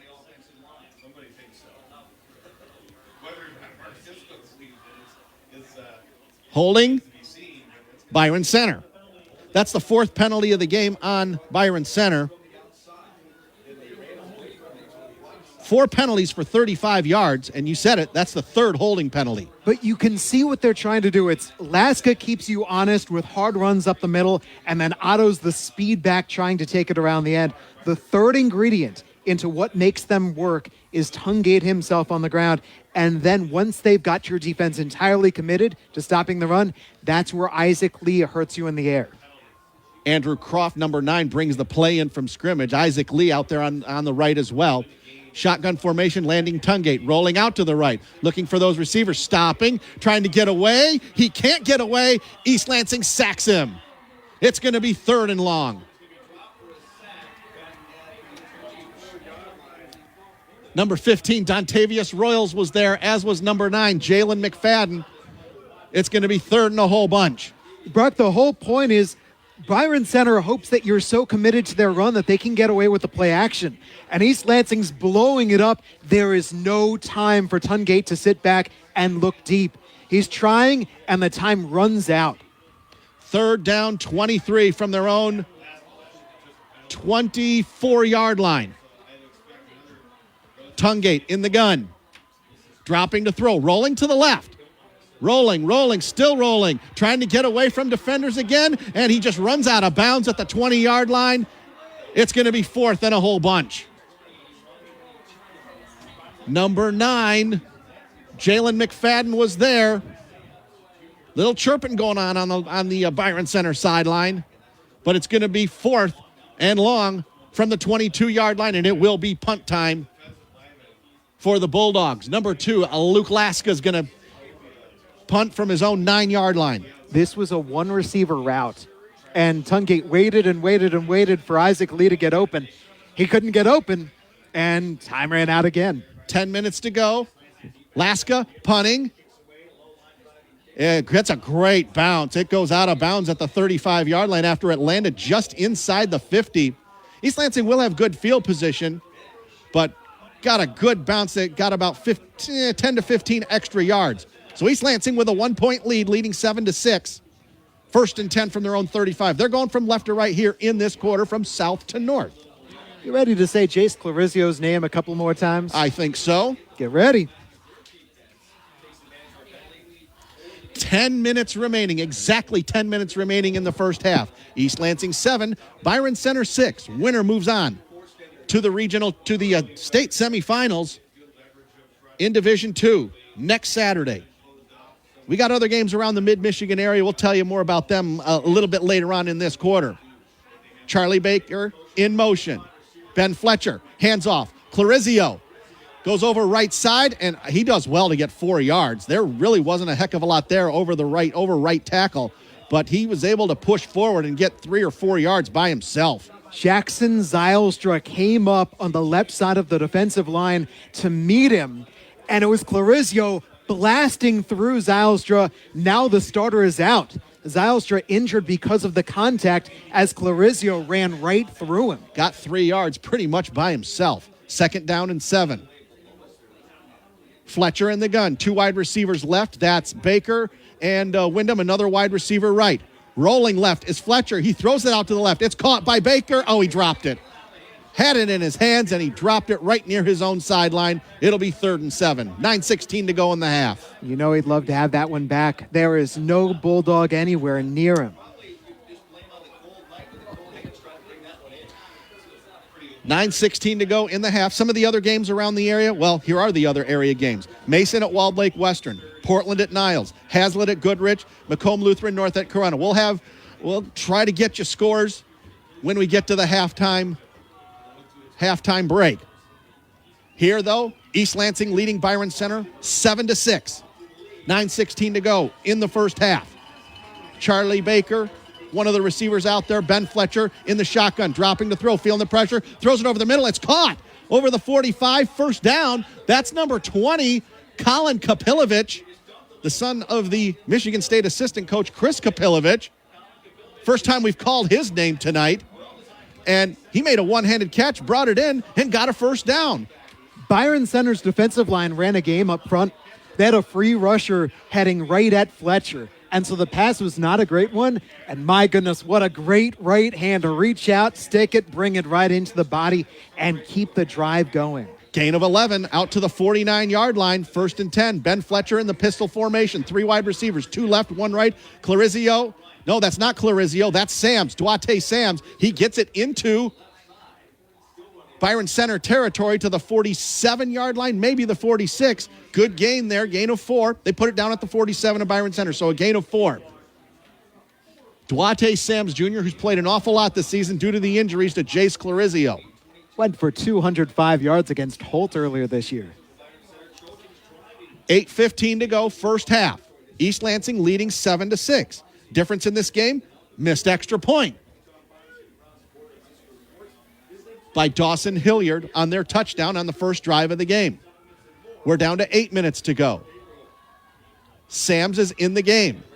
Again, single back set. 2 wide receivers left, wing back. Sams has it, though. Trying to get away from defenders, and he can't. Taken down right at the line of scrimmage. Not much of a gain there, if any. No gain. It was Nolan Stubblefield on the defensive line. Immediate penetration, and Sams tried to take it around him instead of cutting and keeping things north and south.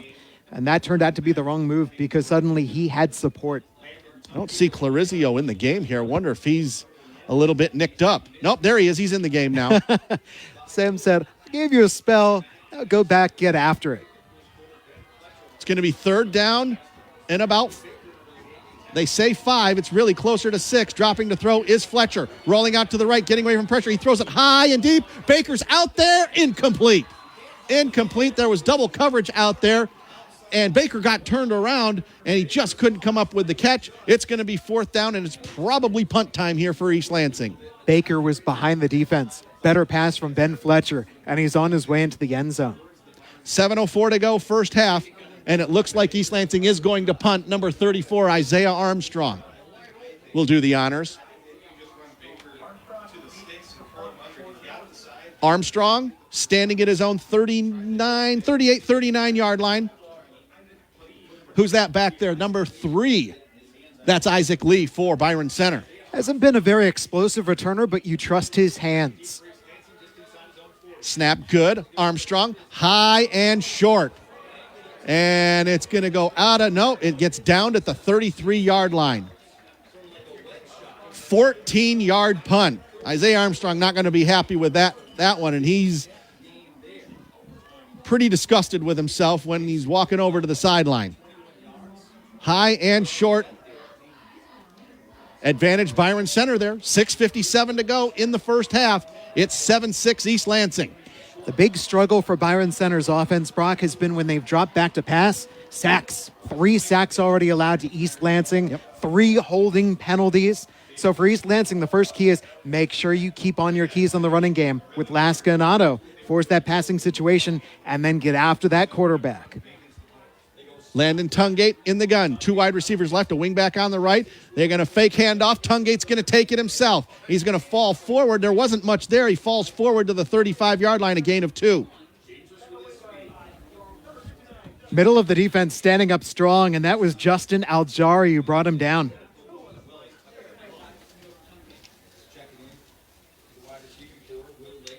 Second down and 8. 6:33 and counting.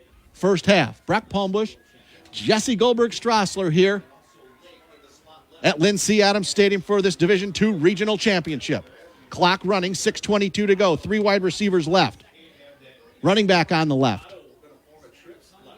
Fake to Laska, throws it out to the left. That is caught, number 23. That's Blake Otto. Gets away, 40, 45, into East Lansing territory to the 47-yard line. That's a gain of 18. Just a screen pass out to the left.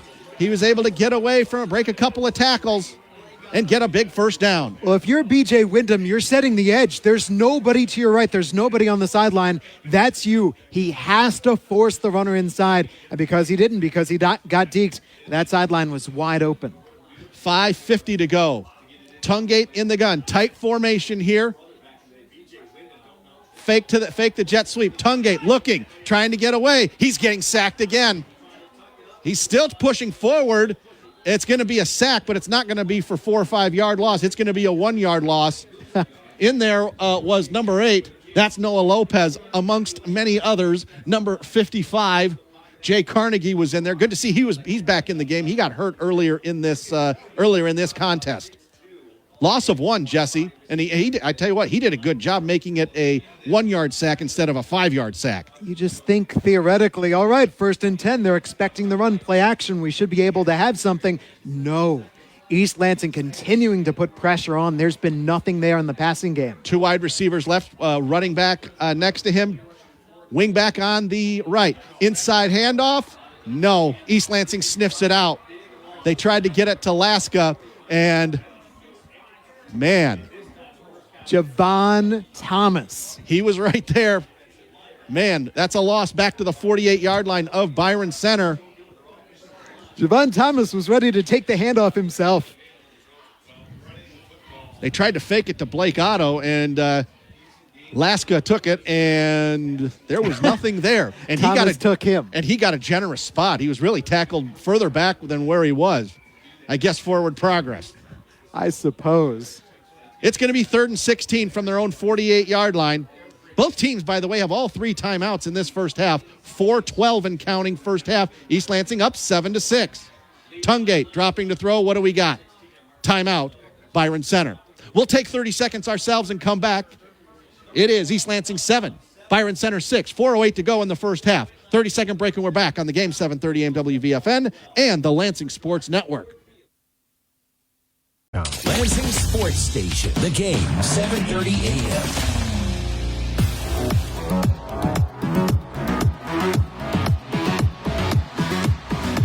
Palmbos Eric Love here at East Lansing High School. We've got a score, second quarter score. Walled Lake Western 6, Walled Lake Western 7 rather, Mason 3. Brock Palmbos, Jesse Goldberg-Strassler. Jackson Lumen Christie trailing Clinton 8-7. That's in the second quarter. We'll have all the other scores from around the mid-Michigan area once we get to halftime. Brock, with this game, I think we wondered, 2 high-powered offenses, would it be a very high-scoring game? No, it's been grueling and defensive-based, and both offenses, well, especially Byron Center, are playing behind the sticks. Tungate trying to get away from pressure. He's going to throw it over the middle. It's caught! It's caught by Byron Center. That's number 28 inside the 20. That's 28. Colin Sands? Who was that, Jesse? Cohen Vandenberg. Oh, there we go. Number 29. 28. I thought 28. No, it was 29. And he took it away from his teammate, and that's why things went so well, because East Lansing secondary was ready. They were cutting through, and then suddenly Vandenberg knifing in up the field. Down to the 17-yard line, so 36 yards? 36 yards on that pass play. 1st and 10 from the 17 of East Lansing. Huge play on 3rd and a lot. Landon Tungate in the gun. Luke Laska next to him. Now a jet sweep handoff on the running back coming from the left, from the right side. That's 23. That's Blake Otto. He's inside the 10, down inside the 5 to the 4-yard line. 1st and goal, Byron Center. 3:27 to go in the half.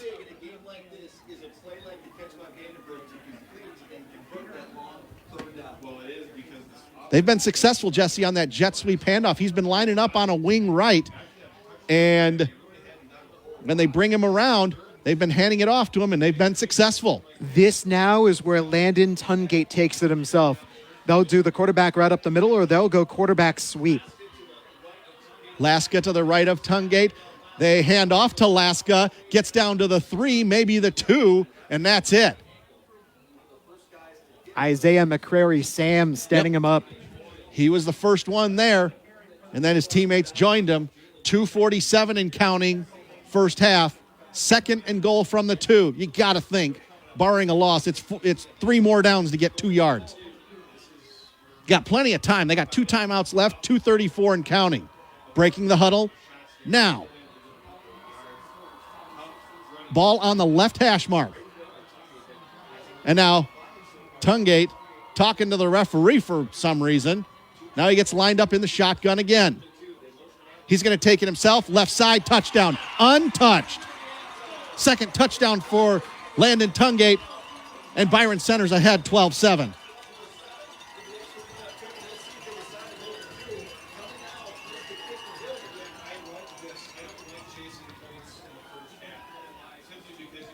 Two-yard touchdown.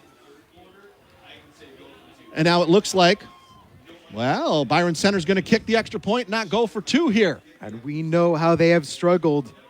Dawson Hilliard, right-footed kicker. Tungate the holder. Here's the snap. It's good. Placement down, the kick on the way. That one's good. So, with 2:15 to go in quarter number 2, Byron Center leads it 13-7. We'll take a timeout and come back on the game, 7:30 a.m. WVFN and the Lansing Sports Network. WVFN.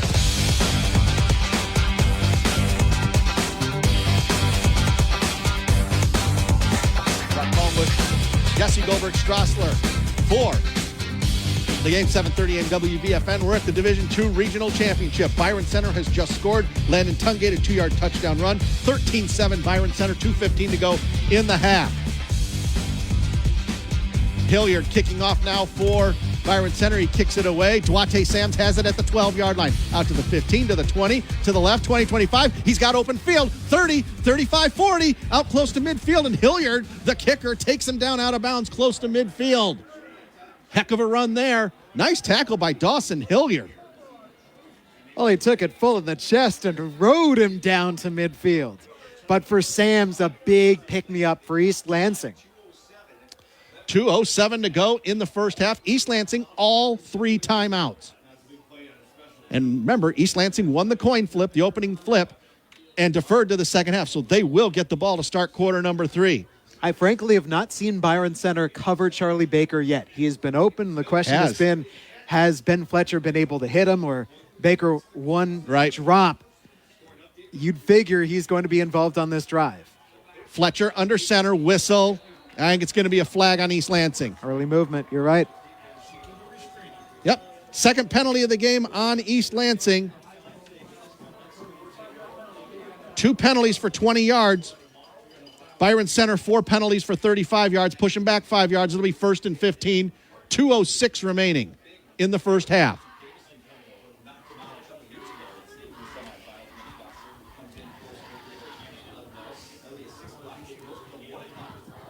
Fletcher in the gun. Clarizio next to him. 3 wide receivers. 2 right, 1 left.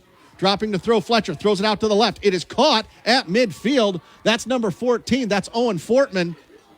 Gets back to the original line of scrimmage. Maybe a little bit more than that. Nope, they mark it right at midfield. They get the penalty yardage back, and it's going to be 2nd down and 10. Under 2 minutes to go. Minute 46 and counting. Fletcher dropping to throw. Feeling some pressure. Trying to get away. He throws it away. And we'll see what the officials call. We'll see what the officials are going to rule here. They could call intentional grounding. Let's see. I mean, the person reaching up for that football was Justin Aljari, the offensive lineman. Now, if he could have gotten more on it, B.J. Wyndham was set up on a throwback screen. Yep. So, no penalty. That's just an incomplete pass. He was able to get rid of it before. And the Byron Center people not happy with that call. They're happy they're leading, but they weren't happy with that call. Thought it should have been intentional grounding. Nonetheless, 1:40 to go. It's 3rd down and 10 at midfield. Ben Fletcher in the gun. 3 wide receivers. Fletcher dropping to throw, feeling the pressure, throws it out to the right, incomplete. Tried to get it to number 3, and we got a flag. Tried to get it, Jesse, to number 3, Andrew Waters, but we may have illegal contact or pass interference. This is the right call. Right as he came out of his break, he was tripped up. This is an easy call for the official. It came right in front of them, in front of the Byron Center bench. Officials are going to talk this over. We're waiting for an official word here. 1:35 to go in the half. Byron Center up 13-7. The official was looking for a football to spot. There was no football anywhere around. Just looking around, looking for help, and finally they chucked it back his way. No, it's Illegal man downfield, Jesse. Wow. Plus the defensive penalty. Penalties offset. Wow. Oh, That's a break for Byron Center. Well, let's see. No, Brock, my mistake. Just the ineligible. So no defensive penalty there. They're going to decline the penalty and make it 4th down and 10. Wow. Minute 35 to go. Thought it was going to be pass interference. The way the Byron Center crowd was reacting, they thought they were booing, thinking it was going to be a pass interference or an illegal contact call. But now East Lansing is going to punt. Isaiah Armstrong standing at his own 35-yard line. He's going to punt with a minute 35 to go, down by 6.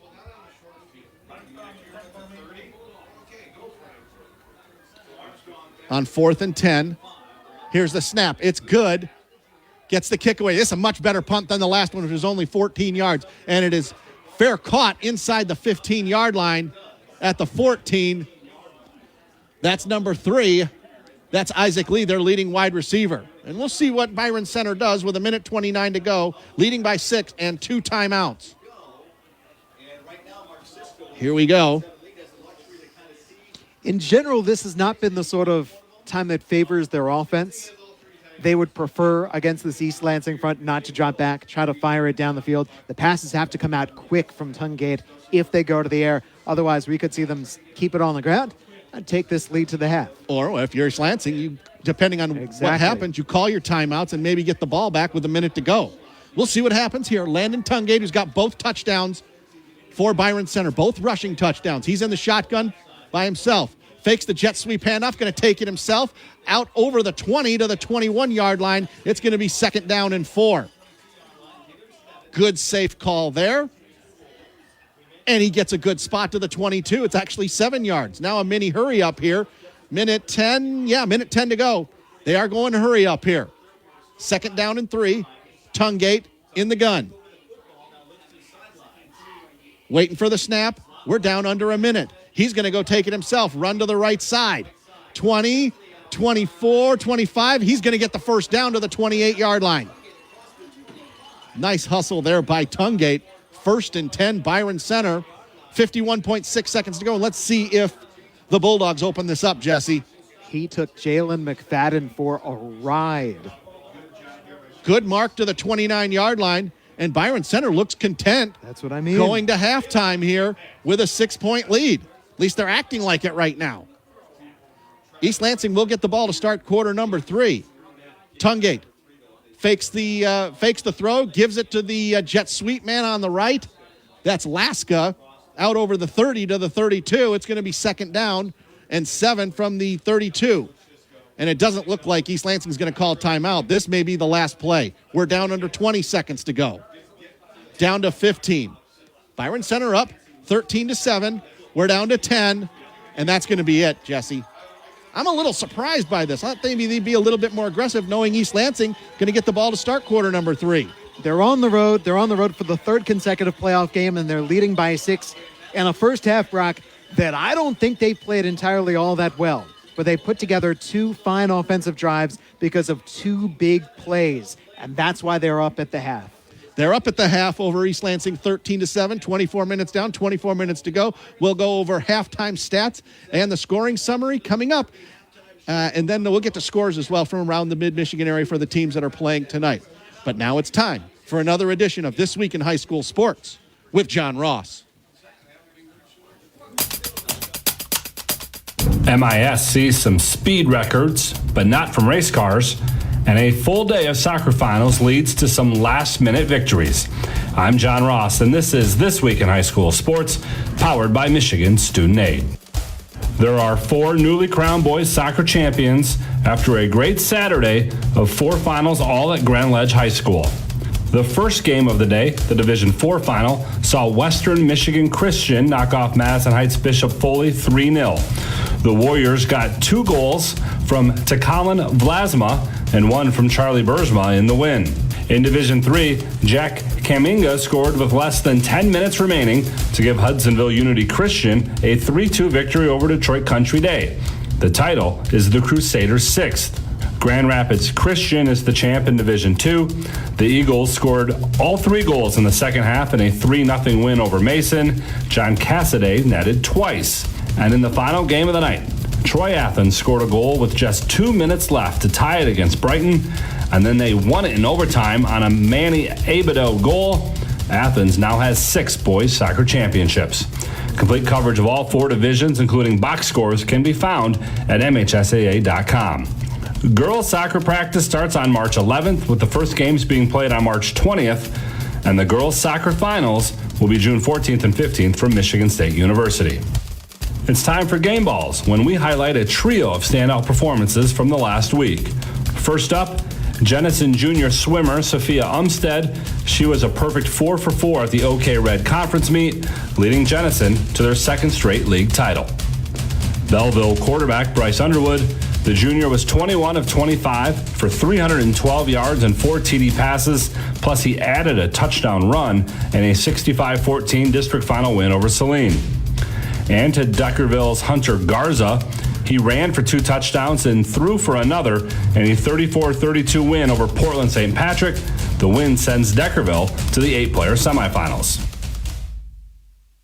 For high school seniors, the matchup of the year isn't on the field. It's actually online. That's right. When you fill out the FAFSA, the free application for federal student aid, you could also be eligible for thousands of dollars in additional money from the Michigan Achievement Scholarship. Yep, nearly 80% of students who fill out the FAFSA may be eligible.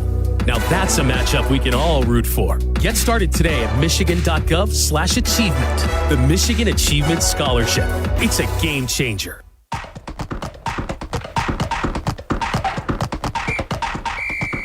Our weekly Be the Referee feature takes a look at the fine art of officiating with the MHSAA's Director of Officiating Services, Sam Davis. His 3rd and goal from the 12-yard line when the quarterback throws a pass high over the middle. It goes over the outstretched hands of the receiver, hits the crossbar of the goalpost, and ricochets back towards the receiver, who is able to grab it while standing in the end zone. Is this a touchdown? It is not. Once a pass hits the crossbar or uprights of the goalpost, the pass is dead.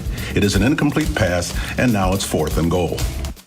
So, they send out the field goal unit, and the kick hits the upright, also bounces back into the field of play. Is the ball returnable by either team? Nope. Once it hits the goalpost and comes back onto the field, it's a missed field goal. The defense now takes over, 1st and 10. Thanks, Sam. Now more than ever, we need officials. If you're interested, go to the MHSAA website now to register. November 4th will go down as one of the fastest days at Michigan International Speedway, as numerous cross-country finals records were broken. Let's start with the fastest. Rachel Forsyth of Ann Arbor Pioneer shattered the all-division record, turning in a time of 16:28, nearly 24 seconds faster than any girl has run at finals. It's her 2nd D1 individual championship. Romeo won the team title. Hart Jr. Jessica Jazwinski set a Lower Peninsula Division III record en route to picking up her 2nd straight individual title. Jackson Lumen Christie won the team title in D3. And a record was set in Division IV as Aiden Herron won her 2nd straight finals and etched her name atop the list of fastest ever in D4. On the boys' side, Freeland's TJ Hansen broke the Division II record. He ran the course in 14:52.8. Ada Forest Hills Eastern was 1st amongst teams in Division II. Complete coverage, standings, and results from all 4 divisions for both the boys and the girls can be found at MHSAA.com. You've been listening to This Week in High School Sports, powered by Michigan Student Aid, a production of the MHSAA Network. Thanks for joining us. I'm John Ross, and we'll see you next week.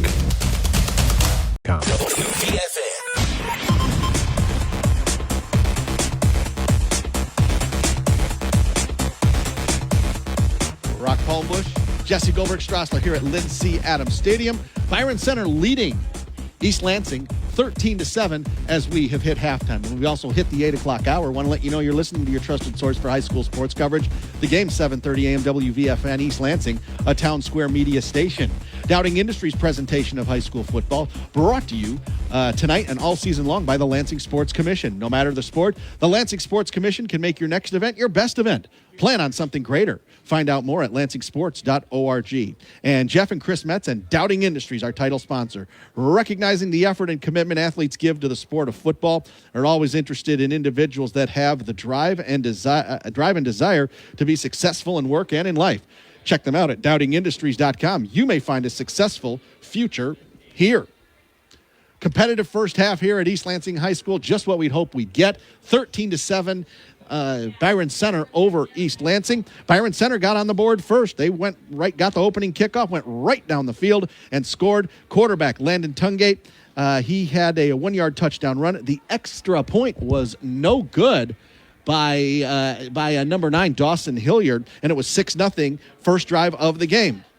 After on East Lansing's second drive, East Lansing had an interception in the first quarter, but Byron Center couldn't do anything with it. And East Lansing on the second drive of the game, Ben Fletcher to Charlie Baker, a 31-yard touchdown run. And Jesse, you pointed out so well, Baker was sprung loose by a terrific block on the far sideline by B.J. Wyndham, which allowed him to score the 31-yard touchdown with 4 seconds to go in the quarter. When Ben Fletcher has gone to the air, chances are he's looking for Charlie Baker. And in this play, rolling to his right off play action, there was Charlie, but he broke a tackle. B.J. Wyndham sealed the edge, and he was off to the races. Yes, Isaiah Armstrong hit the extra point, and with 4.5 seconds left in the first quarter, it was 7-6 East Lansing. However, after an exchange of punts, Byron Center got a good drive going. Landon Tungate finished it off, the quarterback, with a 2-yard touchdown run. This extra point by Dawson Hilliard was good, and it was 13-7 Byron Center. And that's where we are at halftime here at Lynn C. Adams Stadium. As I mentioned before, East Lansing won the coin toss. They deferred to the second half, so they will get the ball to start quarter number 3. East Lansing had the only turnover in the first half. It was an interception, but like I said, Byron Center couldn't do anything with it. They did nothing with it. They had an opportunity as well. Brock, it was an interception on 4th and short, in which it basically worked as a long punt. So, as you say, it didn't end up hurting East Lansing, but all things considered, that could have gone worse. It could have gone worse. Penalty-wise, it's been an issue for Byron Center. They've had 3 holding penalties, which have hurt them in the first half. Yes. It's stifled some drives. 4 penalties total for 35 yards. East Lansing, 2 penalties for 20 yards, but one of those penalties was a personal foul penalty that allowed the very first drive of the game for Byron Center to continue and eventually led to their score. It changed the drive. Byron Center was behind the chains. They were in trouble. They just dumped it off out of the backfield. But then it was Jalen McFadden making the tackle down the field against Andrew Croft on the outlet. He tackled him out of bounds. And so suddenly that set up Byron Center where they could get downhill with their running attack. It was the same thing that we saw in their second touchdown drive. They were behind the chains. Nothing seemed to be going right, but off a broken play, Cohen Vandenberg cutting in front, the blocking tight end. There you go. And he took it 35 yards into the red zone. And once again, that the offense, their running game could get downhill, and they rumbled in for their second touchdown. Those 2 big plays, the penalty on the first drive and then the catch and run on the second touchdown drive, that's why Byron Center has the lead at the half. You've got, as you said, unofficial stats, but you've got them nonetheless. 149 total yards in the first half of the Byron Center Bulldogs, and 65 through the air. 84, except you've got to race 19 due to 3 sacks by East Lansing. Yeah. 84 rushing yards as well, using Laska, Otto, Tungate on the other side for East Lansing. 40 yards on the ground. 36 of those belong to Jace Clarizio off 7 carries. East Lansing 62 yards in the air, accounting for their 102. I would say, all things considered, credit both teams' defenses. So there we have it. Those are the stats right now. But the most important stats, Byron Center 13, East Lansing 7. East Lansing will get the ball to start quarter number 3. Quickly before we go to break. I can get more specific in terms of the passing. Ben Fletcher for East Lansing, 4 for 9, 62 yards in the air, 1 interception. And on the other side, it was Tungate, 4 for 4, 65 yards through the air for Byron Center. Sorry, Brock. All right, we'll get to scores from around the mid-Michigan area. There's a handful of games going on tonight involving Lansing area teams. We'll get to those on the other side of this break. You're listening to your trusted source for high school sports coverage, the Game 730 AM WVFN and the Lansing Sports Network. Done. WVFN, Lansing Sports Leader.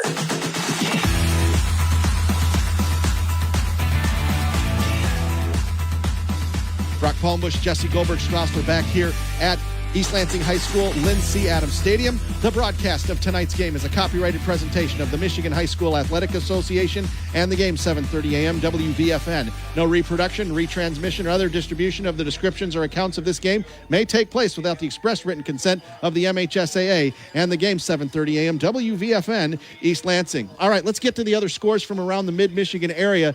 These were all second quarter scores at last check. Mason leading Walled Lake Western, although Walled Lake Western just scored with just seconds to go in the second quarter. It's 17-14 Mason just before halftime. That's in Division 3. In Division 4, Portland and Niles. Portland is at Niles tonight, tied at 7 in the second quarter. And also a second quarter score in Division 4, Hazlitt trailing Goodrich on the road, 17-7. The other games that are tomorrow, and I don't have an updated score, but Corunna was leading Macomb Lutheran North. That was in the second quarter as well. Games tomorrow, Ovid Elsie is playing as well. They are playing at Constantine, and Pewamo Westphalia is playing North Muskegon. That's at Muskegon Oak Ridge High School. And let's take a look here. And yes, Niles and Portland, they are tied at halftime. Corunna leading Macomb Lutheran North 35-0 in the first quarter. Hazlitt's gotten a little bit closer. They've hit a field goal. They're down 17-10 as they hit the halftime break.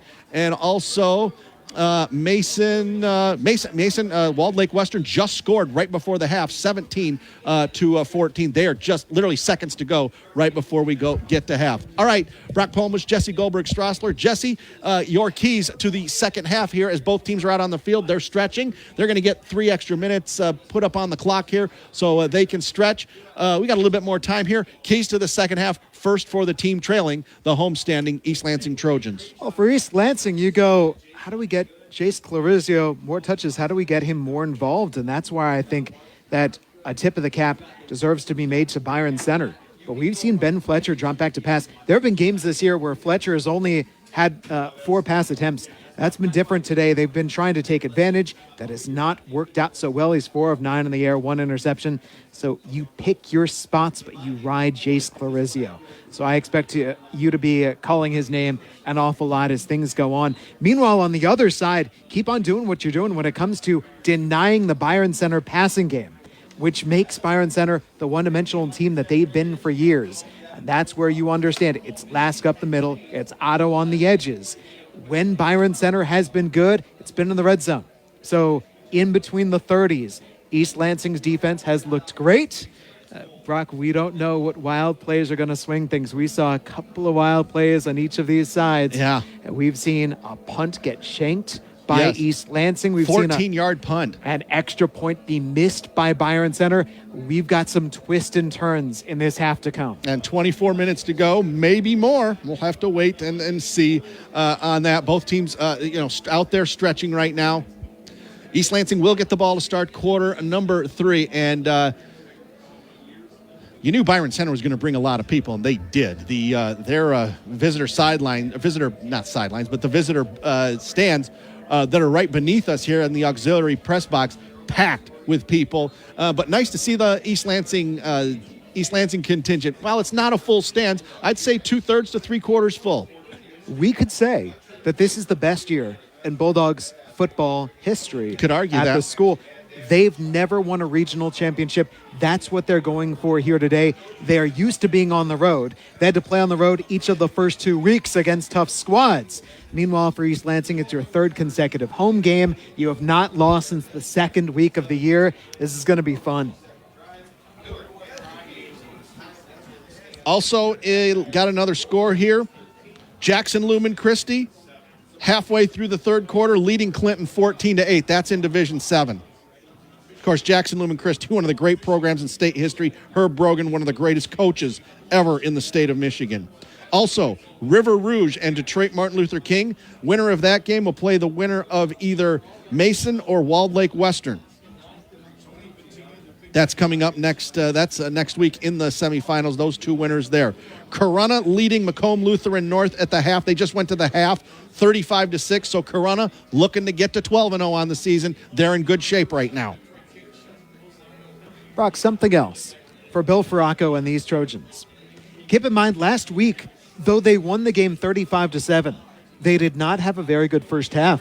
It was a slow start defensively. They couldn't get off the field.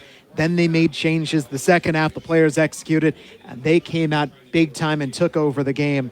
I'm curious what happened. What did they talk about? And will we see that same kind of ramping up of intensity?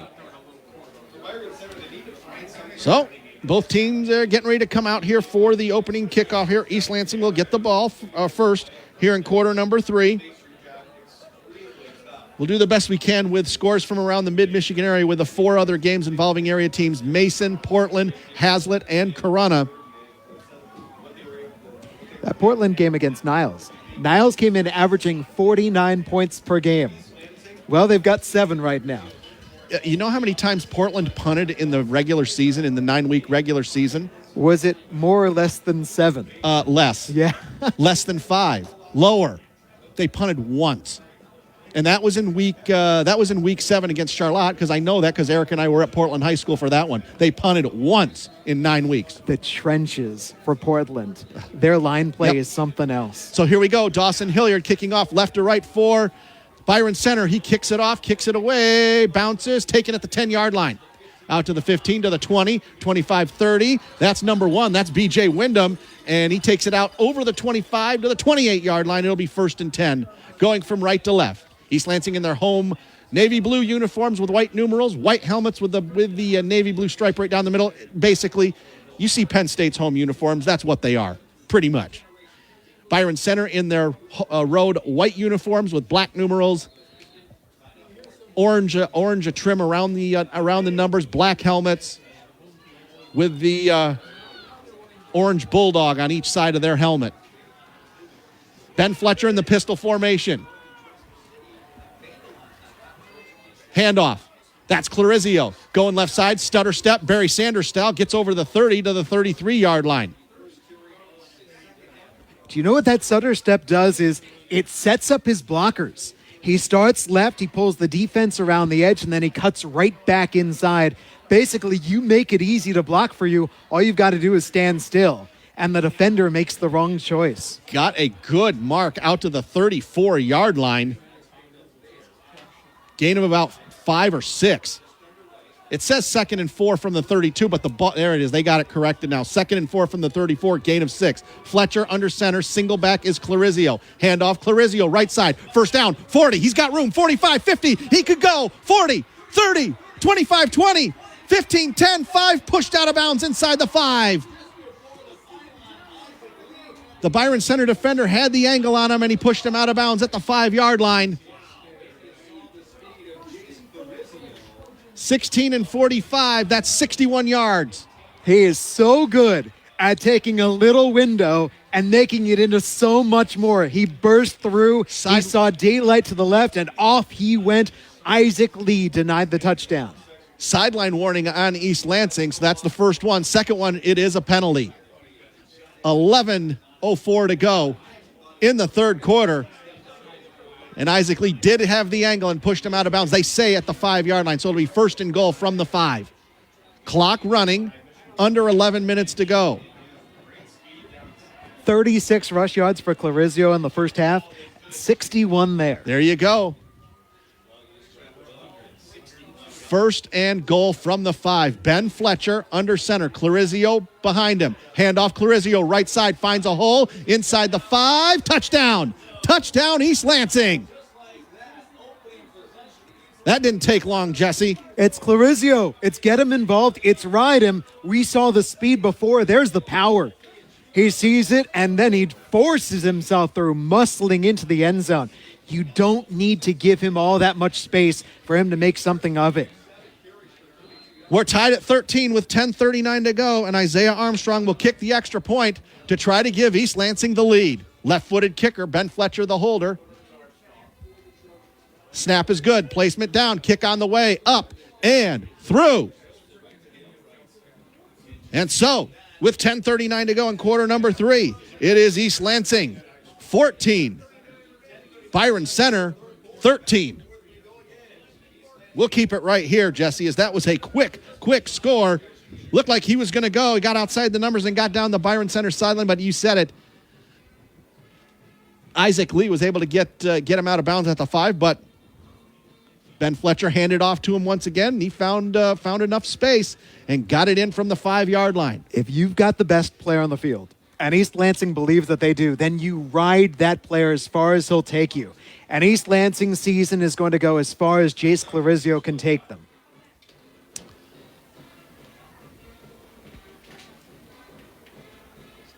So that's 61 yards, those 66 yards there. 72, because 3 plays, 3 Clarizio carries. He's over 100 yards now. First touchdown of the game for Jace Clarizio.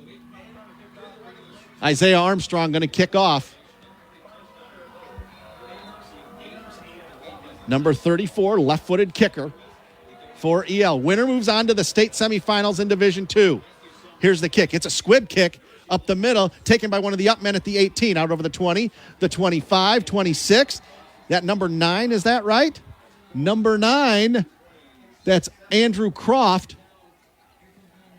You're holding up 5 and 4. I'm thinking 54. That's what I'm thinking. You might as well. How do I make a 9 Jesse, for you? You know what you do? Just say number 9's got the ball. Yeah. If I can't see it, just say number 9's got the ball. I got Andrew you. Croft. The Decent field. craftsmanship. Yeah. Oh, but very good, sir. Geez, you've done this before. 10:35 to go, third quarter. 1st and 10 from their own 27.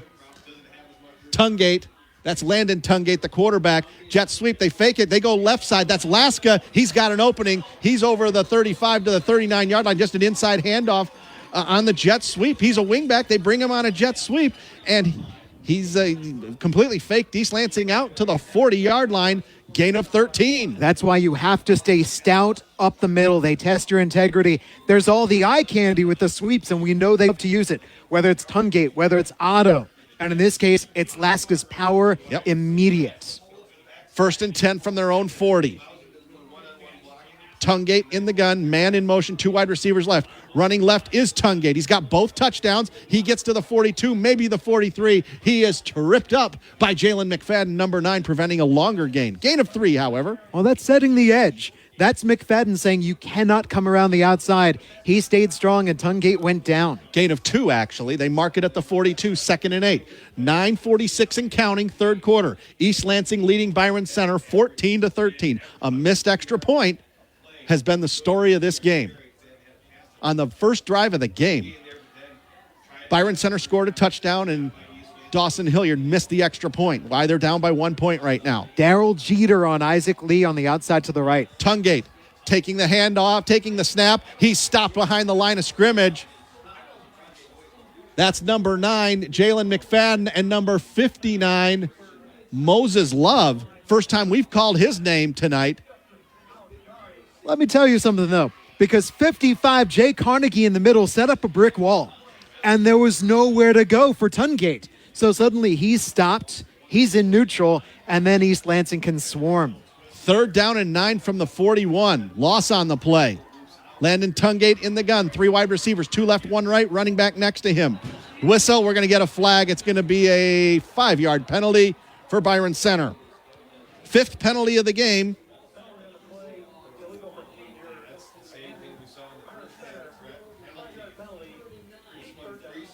Five penalties for 40 yards. It's going to move it back 5. Hang on here, because they're going to talk this through. Immediately, Tungate and his offensive line came over and they said, but they're not going to win. They talked it over. Hey, you know what? That's good communication by the officials. Let's make sure we get this call right. And in their minds, they did. And it looked like the tight end on the left moved early, or at least the man on the end of the line. 8:48 to go, third quarter. East Lansing leading Byron Center 14-13. It's 3rd and 14. It was just a warning given to the East Lansing defense as well for something that happened there. Dropping to throw is Tungate. Feeling the pressure, throws it out to the left. It's caught by, that's Isaac Lee, trying to get the first down. He leaps over a man, but he gets down at the 45 and a late flag. They're going to see about this. Flag way back behind the play, and I wonder if they're going to say any taunting because that hit looked legal to me. Officials are going to talk about it here. If it's against East Lansing, it might be a first down. As Isaac Lee jumped over a defender to the 45-yard line, they put the ball down there. We'll see. The officials are conferring at this point, Jesse. Well, the official who threw it is standing on the logo, and he's watching East Lansing's defense celebrate right in front of him. 8:39 to go, third quarter. And now they're going to bring in the head linesman. They're going to bring in 4 officials here and talk about this. By the way, that's the first catch for Isaac Lee in this game. Yep. And that lets you know how good East Lansing's defensive secondary has been because he's the biggest threat through the air. Okay. Let's see here. Nope. They pick up the flag. No penalty. It's going to be fourth down. The right call. The official who threw it was so far away from the play, everybody just needed to talk to him and say, hey, we were closer. Here's what we saw. And he was convinced. So it'll be fourth down and 5. He did get out to the 45-yard line, 4th and 5. But they're going to line up to punt here with 8:38 to go.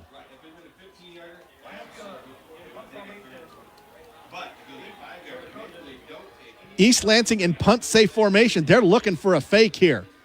Snap back, kick away, and it's away, and it's going to bounce deeper into East Lansing territory. Inside the 20, inside the 18 to the 17, maybe the 16. That's a good punt there by Luke Laska. From their own 45 to the 16, 34, that's 39 yards. Tell you, he doesn't have a big leg, but he knows exactly how to spin it. That's the second time we've seen him get a great Bulldogs bounce. 8:27 to go in the third quarter. East Lansing leading Byron Center 14-13. Winner to the Division II semifinals next Saturday. That's 8 days from now, folks, not tomorrow.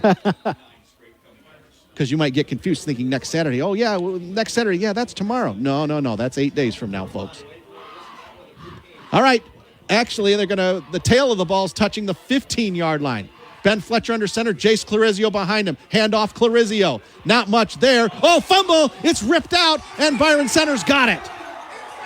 It was picked up by number 22, Jackson Zylstra. Hope I'm pronouncing his name right, but man, that's a great play by Byron Center, ripping the ball out from Jace Clarizio. The defense created that turnover, Jesse. Blake Otto. So Jace Clarizio is held up, and Blake Otto reaches in, and he tore it free. With both hands, Jesse. Something to keep our eye on. Hudson Pulaski is one of the better players on both lines. Top linebacker, starting lineman for Byron Center, came off injured on the play. First down from the East Lansing 14, second turnover of the game for EL. And now a whistle and another flag. Illegal procedure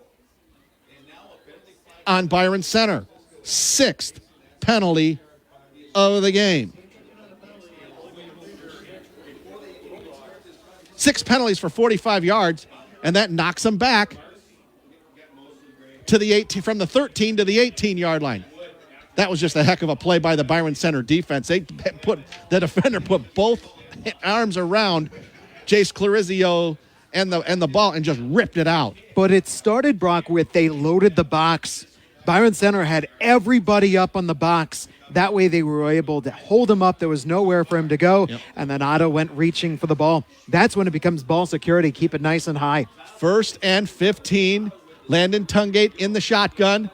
He's going to run it himself. Not much there.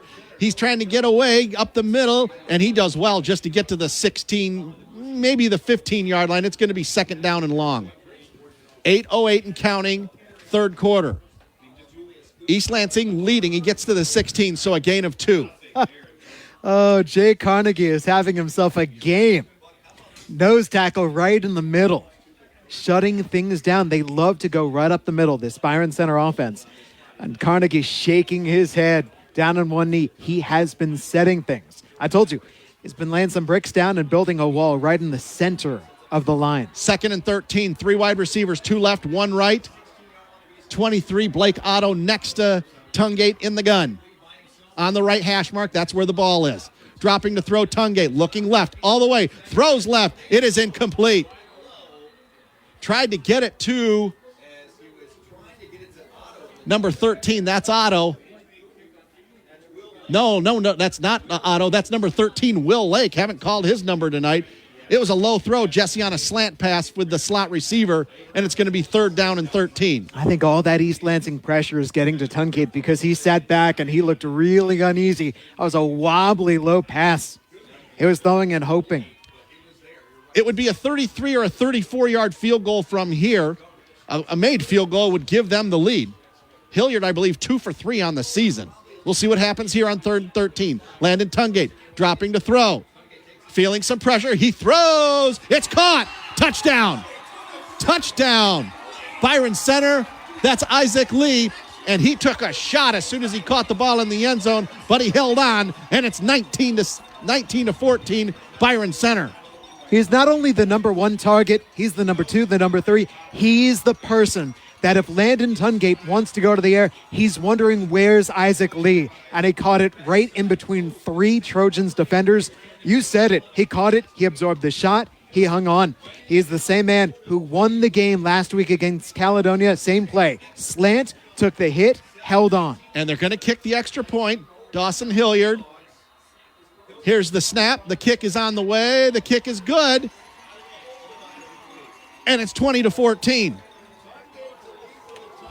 Different Byron Center offense when Isaac Lee is involved in the passing game.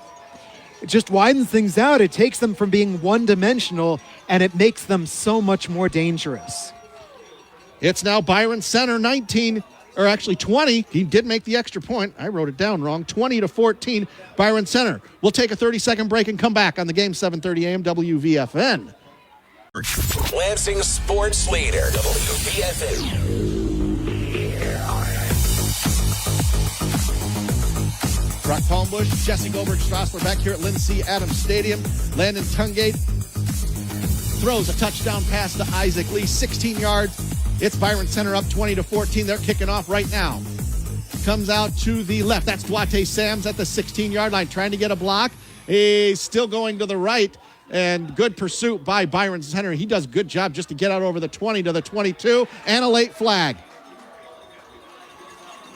The Byron Center crowd, you can probably hear through our microphones, is very happy right now. They think it's against East Lansing. Let's wait and see. I don't know, because the last punch was thrown by Ryan Strickland of Byron Center. I would not be surprised if the official flags Strickland and hands East Lansing 15. That's not good.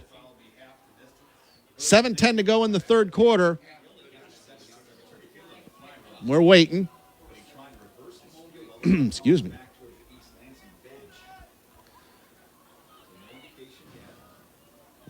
Just waiting for the official. Personal foul on East Lansing.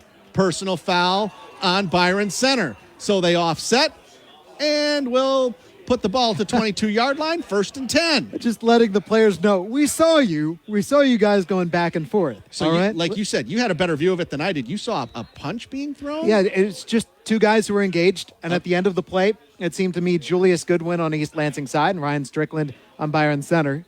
And might have been probably, you know what the officials probably did? They don't want to throw anybody out in a game like this. Basically telling them, you do it again, then we will do it. But here we go. 1st and 10 from their own 22. Ben Fletcher, hands off. Clarizio up the middle. And he gets over the 25, maybe to the 26-yard line. His fumble set up the last Byron Center score. It's why they're ahead right now. 2 turnovers for East Lansing right now. Byron Center's yet to turn the ball over tonight, although they've had 6 penalties that have hurt them. So now Byron Center's defense has forced 20 turnovers this year, and their offense has turned it over just 5 times. I think there's a reason that they're 10-1. 6:35 to go, third quarter. East Lansing going from right to left. 3 wide receivers. Clarizio behind Fletcher. Fake to Clarizio. Rolling to the right is Fletcher. Throwing back to the left. He's got a man open. It's caught. That's to the 35, to the 40. That's number 20. That's Colin Kapilovic, his second catch of the game. Haven't called his name much this season, mainly in a backup role, but he's made 2 big catches in this game, and he's got a first down. Well, we saw Jace Clarizio reestablish the threat of the East Lansing running game, makes the play action such a lethal combination. And so Ben Fletcher can sit back, look over his options, and spot his wide open target. Gain of 14 there, Jesse. First and 10, halfway through the third quarter. Under 6 minutes to go now. Clock running. Fletcher in the gun. Wyndham and Baker left, a wide receiver right. Clarizio next to Fletcher in the gun. Dropping to throw Fletcher. He throws it out to the right. It's caught, and it's close to a first down.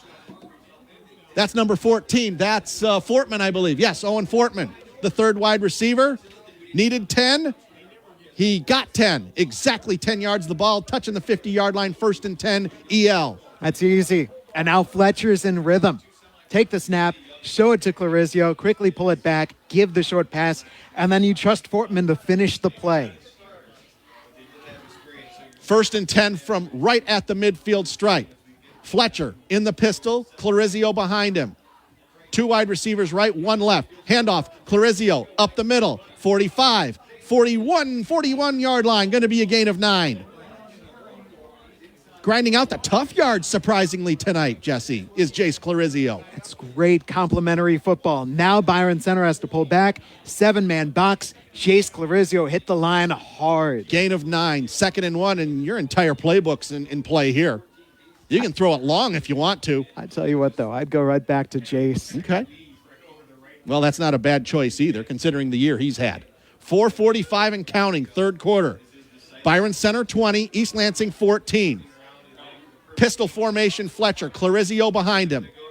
Now, inside flip to number 4. That is Darrell Jeter, and he's got a first down. A surprise play by East Lansing. Jeter came in motion from the right over to the left. Ball was flipped by Fletcher behind him, and he has a first down from the 41 down to the 32, a gain of 9. As you said, the entire offensive playbook is in play, and this offense is in rhythm.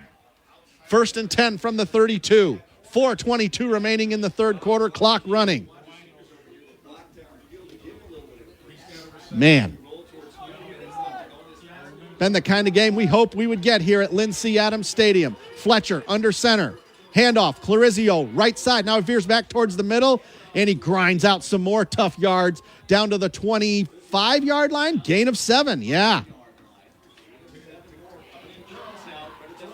Clarizio not known for getting tough yards in between the tackles, but he is tonight. He hit the defensive tackle, Bowden Hurley, in the chest, and he drilled him forward. Gain of 7. Kind of the same thing as the last set of downs. Entire playbook is available here. They're going to hand off to Clarizio. He goes right side. He gets inside the 25. And he gets to the 21, maybe the 20, first down. Right tackle. Everything right now for Jace is over right tackle. Gain of 5, Jesse, to the 20. 3:20 and counting, third quarter. 20-14, Byron Center. Jace Clarizio had 7 carries in the first half. He's got 8 right now in the third quarter alone. So that's 15 carries, well over 100 yards now. Clarizio behind Fletcher in the pistol, a wingback on the right. Handoff, Clarizio again, whistle, flag. This is going to be a legal procedure. Just got a feeling. Yes, it is. Third penalty of the game on East Lansing.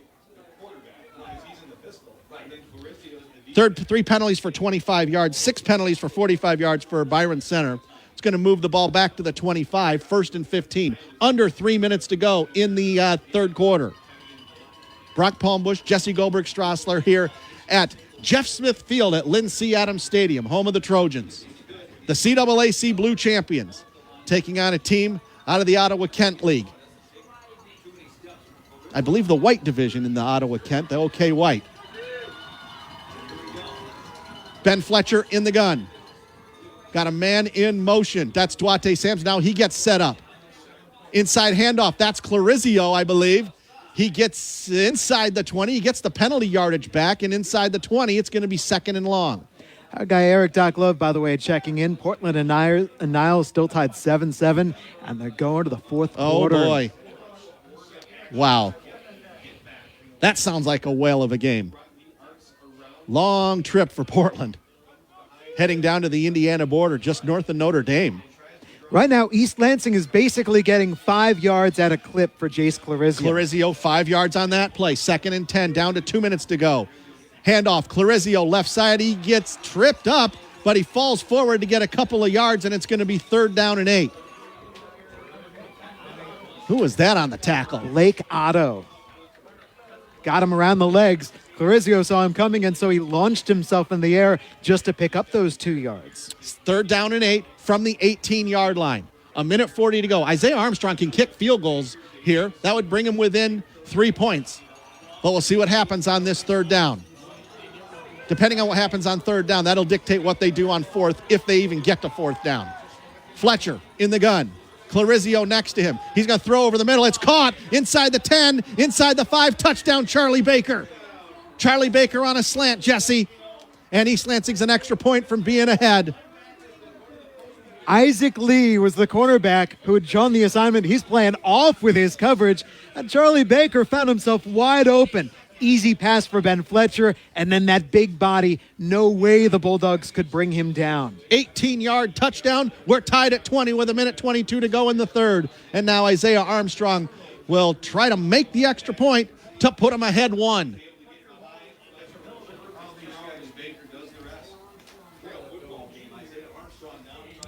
Left-footed kicker. Snap is low. Fletcher gets it down. The kick is up. The kick is good. And so, with 1:22 remaining in quarter number 3, it's East Lansing 21, Byron Center 20. Jesse will keep this one right here. Man, what a ball game here. It's just, high-quality stuff here. Well, it's a Jace Clarizio drive, and it's an East Lansing offense that was clicking there. Even with the false start penalty, and you wonder how will things go. Byron Center started to load up the box, and Ben Fletcher effective through the air. Charlie Baker, so tough. Now the question is, how does East Lansing's defense respond? They just took the lead. Well, you saw Byron Center answer back the last time that they had it. Things are loosening up here in the second half. Ben Fletcher's 2nd touchdown pass of the game, both to Charlie Baker. He had one in the first half for 31 yards, this one for 18. Difference in this game, 1 missed extra point on the first drive of the game, the first touchdown of the game by Dawson Hilliard. Byron Center has been dangerous on these returns. They have. They've had some good returns here. Isaiah Armstrong kicks it high. He kicks it deep. Inside the 5, it's caught at the 1. Out to the 5, out to the 10, the 15, the 20, 25. Taken down there. I think that's 21. Carter Ahern, it looks like, number 21. East Lansing was trying to dig at the ball, trying to get that ball out. Once you've got a hold of him, then you can try to spring it free. 1st and 10 from their own 25-yard line is Byron Center. Well, a big thing that changed for Byron Center, their last drive that had not been effective the entire game, Isaac Lee started to get involved, and he's such a good wide receiver. You know East Lansing has been watching it, and yet he finds ways to get free, and that is in all 3 levels of the defense. 1st and 10, 25, their own 25-yard line. Landon Tungate's got a couple of touchdown runs tonight and a touchdown pass. He's in the shotgun all by himself. Wings on either side of the line, 2 wide receivers. Now man in motion. Tungate's going to run left himself. You know, he's going to veer back to the right. Ball's out. Ball pops out. East Lansing, and they're scrumming for it. East Lansing's got it. First turnover of the game for Byron Center. Number 18, Romeo Washington picks it up, and East Lansing's in business once again in Byron Center territory. Head coach Mark Sisko is furious with Landon Tungate. He was spinning, just trying to make something happen, and in that spin cycle, that ball popped free, and it went quite a ways. Both teams had a chance at it downfield, Jesse, but man, number 18, Romeo Washington, fell on it. They were scrumming for it, and then it popped loose again, and then Washington got it. Well, this has been what Byron Central has not done throughout this magical year is they have not helped out the other team. They've not given the ball away. Here, a crucial mistake. And does East Lansing capitalize? Ben Fletcher in the gun, 3 wide receivers, 2 right, 1 left. Jace Clarizio behind him. Now Charlie Baker comes in motion from right to left. Fletcher to Clarizio. Inside the 40 to the 38-yard line. Luke Laska will take him down. Short gain there, gain of 2. He's such a multifaceted running back. We saw the breakaway earlier, the big playability. And here, just getting those gashes of yards, easy, slipping to the line, making sure that things go positively and the Trojans go forward.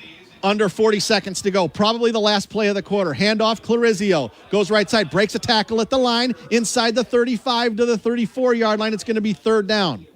And maybe this is the last play of the quarter.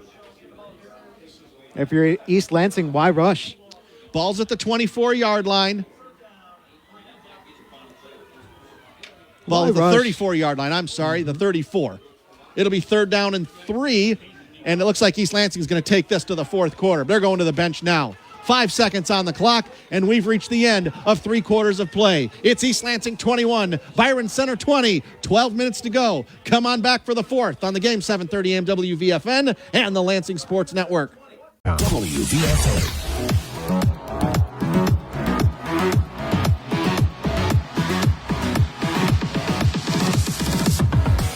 Brock Palmbos, Eric waited till the end of the third quarter to mess that up. No, Eric Docklove's not here tonight. He's under the weather. Eric, get well soon. We know you're listening tonight. But who better than Jesse Goldberg-Strassler, the voice of the Lansing Lugnuts, to not as help me out, not as tall. Help me out on 36 hours notice. And as well prepared as any broadcaster as I've ever seen or heard. You're kind. Terrific job as always. All right, so it's going to be 3rd and 3 from the Byron Center 34-yard line. 3rd and Clarizio, do you say? Probably. We got a score here from the fourth quarter. It is Portland leading Niles 14-7 in the fourth quarter. 9:08 to go in the third. Walled Lake Western just scored. They're on top of Mason 21-17. Direct snap to Clarizio. He's got the first down inside the 30 to the 28, 27-yard line. First time we've seen the Wildcat formation tonight. I mean, it was 3rd and Clarizio. You knew it. You said it. To the 28-yard line, it's going to be 1st and 10. When in doubt, put the ball in Clarizio's hands. On his 20th carry of the game. He may have close to 200 yards before we're done tonight. I know he's well over 100. Remember, he had, 61-yard run on his first carry of the second half. Of course, we'll get the final stats as soon as we're done with this one. I've got him at 114 yards in this second half. Okay. 150 for the game. Okay. Fletcher under center. Handoff, Clarizio. Left side. He gets away outside. Oh, good pursuit by Byron Center. They stop him for not much. It's Blake Otto. Blake Otto has been flying around the field. Not much of a gain. They do give him 1 to the 27-yard line, so officially a gain of 1. 2nd down and 9. 11:04 and counting in regulation time. Is it Charlie Baker o'clock now? He's got 2 touchdown receptions tonight. And East Lansing up by 1. Taking their sweet time. What we have not seen a lot of is the naked bootleg for Ben Fletcher.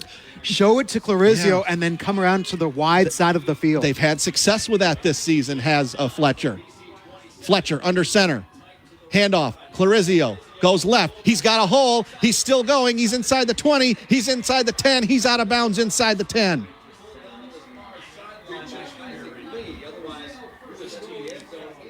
The offensive line for East Lansing opened up a mighty hole for him. He was hit in the secondary by Landon Conrad, and he took Conrad for a ride. Inside the 10, it's going to be 1st and goal from the 7. 10:33 left in regulation. Clock is stopped. Ben Fletcher brings the play in from the sideline. B.J. Wyndham comes in and then he goes out. Isaiah Armstrong, the kicker, he comes into the game now. 1st and goal from the 7. Well, they've loaded up that line. Armstrong at H-back. Fletcher to Clarizio. Up the middle to the 5. Not much further. He gets to the 5, so it'll be 2nd and goal from there. I think you don't mind if you're East Lansing. Right? Tick, tick, tick, tick, tick, and you hand it to him again. 2nd down and goal from the 5, and it might be 3 downs to make 5 yards. You want to get a touchdown here.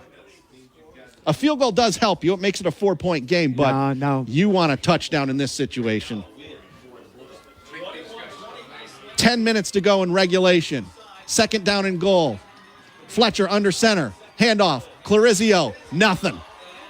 He stumbled as he was getting to the line, and he is down there. Tried to do a little shake and bake and lost his balance, and there really wasn't much there anyway, Jesse. Tell you what, though, that's 2 plays in a row that we have seen no movement on the line. On the other side, for Byron Center, that they have stood things up, and there was no space for Clarizia. 9:25, 9:24 and counting in regulation. Third and goal from the 5. You know what I love in this situation? Tight formation, play action pass. Baker. We'll see.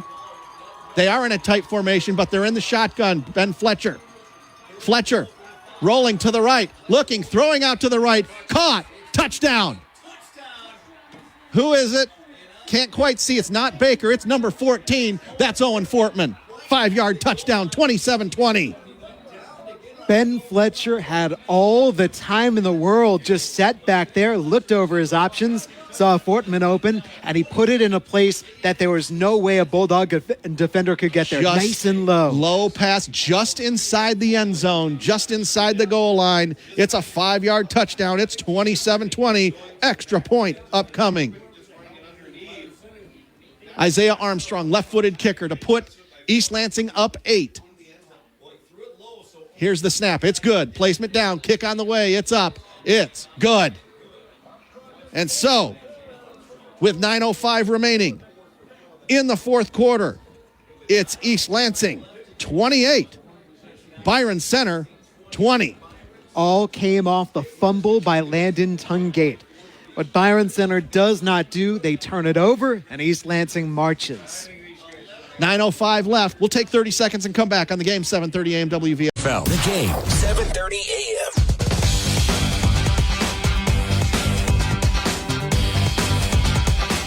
Got Palmbos and Jesse Goldberg-Strassler, 9:05 to go in regulation time. East Lansing leading Byron Center 28-20 in this Division II Regional Championship game. Going from left to right here, East Lansing up by 8, and how big is that missed extra point? Happened on the first touchdown of the game, first drive of the game. Isaiah Armstrong kicking off from his own 40. It is a high kick inside the 10, inside the 5. It's taken there. 10, 15, 20. I believe that's Alaska out over the 25 to the 28, 29-yard line. Decent return there.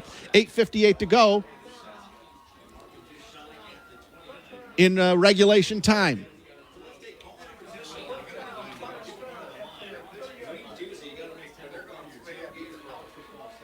8:58 to go. He got a good mark. He got out to the 30-yard line, they say.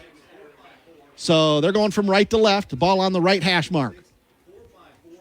Here we go. We hoped we would get a game like this eventually. This, by far the closest game that we've had on our airwaves this season. 8:58 to go. Landon Tungate in the gun. Isaac Lee matched up against B.J. Wyndham wide left. 2 wide receivers left. Now a third wide receiver goes left. Tungate throws it out to the left. It is caught. That's 23. That's Blake Otto. He gets away up towards midfield, and he's pushed out of bounds there by number 18, Romeo Washington. Just a screen pass out towards midfield. Blake Otto thought that he had gotten himself into East Lansing territory. The official said, no, you stepped out shy of midfield, but that was simply outnumbering East Lansing's defenders on the side. 19 yards on that play. Out to the 49-yard line. Their own 49-yard line is Byron Center. 8:51 to go.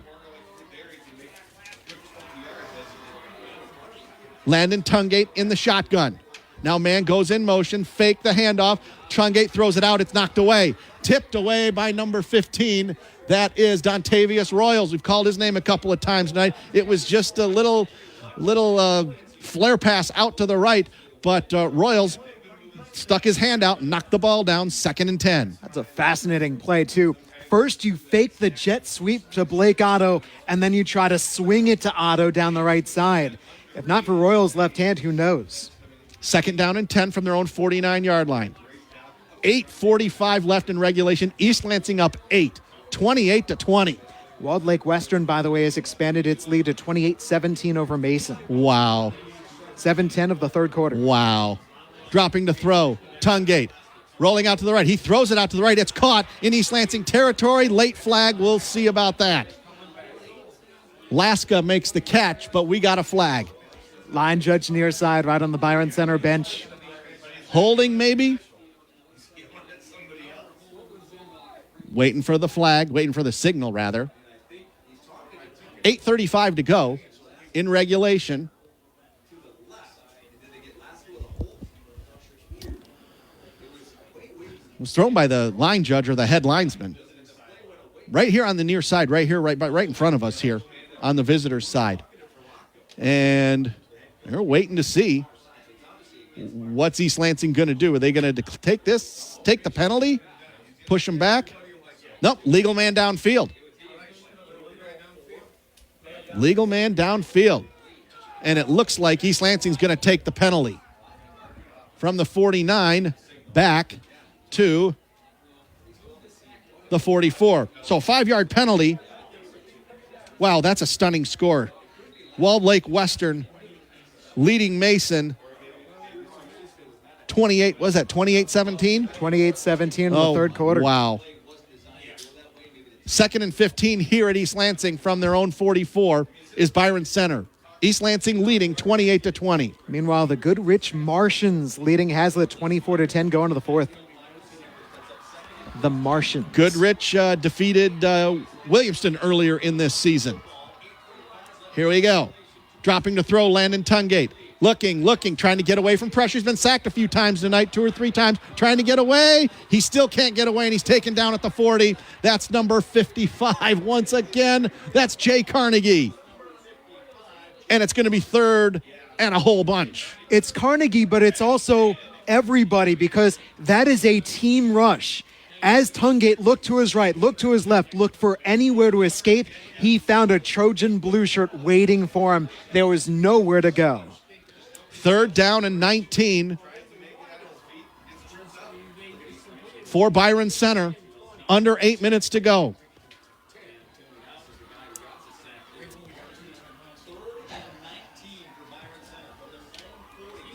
$7:45 left. And the clock is running. Time a factor now. Tungate dropping the throw. Throws it out to the left. That is caught. Isaac Lee. He's not going to get very much out to the 45. It's going to be 4th and a bunch. Number 23.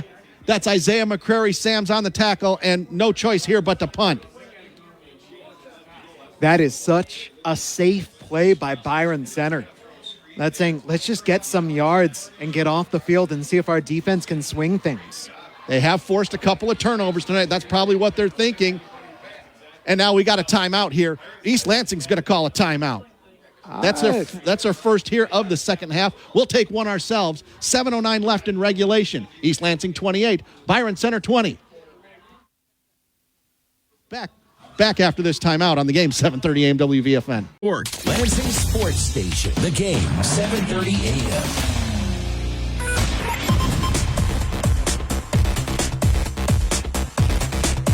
Palmbos and Jesse Goldberg-Strassler from Lynn C. Adams Stadium. East Lansing just called a timeout. Their first timeout of the half.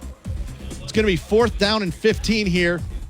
And Byron Center's in punt formation. They get the punt away. East Lansing in punt safe. Inside the 20. Gets a great bounce inside the 15. It's still rolling inside the 10. And it's going to be down at the 9-yard line. With 6:57 to go in regulation time. East Lansing up 28-20. And this is where you give the ball to Jace Clarizio and let him win the game for you. I understand why you're making sure that nothing wild happens and that the punt does come off, but that's why you like to put somebody back there just to stop that ball. They were playing punt safe there, yeah. There was no deep man for East Lansing, and so that ball could just continue to make its way forward. Byron Center has all 3 of their timeouts left. East Lansing has 2. East Lansing just used their first timeout. 6:57 to go. So really all you need to do is get the ball out to midfield. Easier said than done. Took the words out of my mouth. Easier said than done. Ben Fletcher, handoff. Clarizio on a counter from the right to the left, and he's taken down over the 10, but we got a flag. Probably coming back, I'm guessing. thrown right in the middle of the line. Probably a hold. Flag was thrown at the 10-yard line. Let's see. And it is holding. That's the fourth penalty of the game for East Lansing for 30 yards. Normally it would be 10 yards, but it is half the distance. So it'll go back to the 5. Yeah, just inside the 5-yard line. So it'll really be 1st and 14, I guess. Yeah, 1st and 14.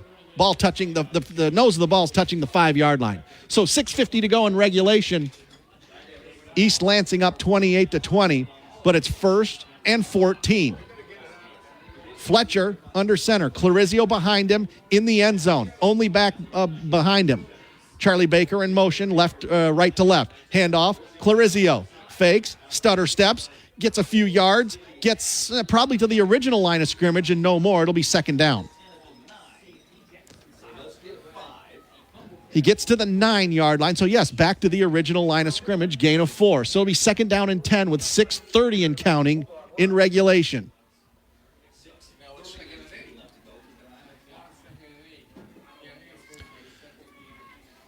Got a final score from Jackson Lumen Christi. Jackson Lumen Christi moves on again. They beat Clinton tonight 21-14. We'll get an ID here in just a second as we get to the 9 o'clock hour. We call this play here 2nd down and 10. 6:08, 6:07 to go and counting. Clock running. Fletcher under center. Handoff. Clarizio again. He's got a little bit of room, but then it closes quickly at the 12, maybe the 13-yard line. He only got to the 12, I think. If that. Nope, they're only going to give him 1, I think. So it'll be 3rd down. 3rd down at the 11. 3rd down and 9 from the 11. 5:37 and counting. If you're Byron Center, you get a stop here, call a timeout? Question mark? I think you're thinking, as long as we've got time for a drive and the 2-point conversion, we'll be okay. So no timeouts yet. 5:20 and counting. Here is East Lansing. Clock under 10. The play clock under 10. Fletcher in the shotgun. Dropping to throw. He's got time. He throws deep over the middle. Caught. It is caught. It is in, and it's going to be a touchdown. Touchdown. It is number 3. That's Andrew Waters. Unbelievable. An 88-yard touchdown. 89 yards, actually. 89 yards. Ben Fletcher. Andrew Waters. Touchdown, East Lansing. And they're up 34-20. An absolutely stunning touchdown for East Lansing. And they are in great shape to move on to the semifinals now. There's still 5:03 left, but that's a stunning touchdown, Jesse. Brock, before this game, we were watching these two teams, and who was it who was revving the Trojans up and getting them ready to play Byron Center? You know, you pointed this out while the pregame was going on, yes. Andrew Waters, surrounded by his teammates. It was Waters who was giving the emotional pep talk, who was saying, we are moving on.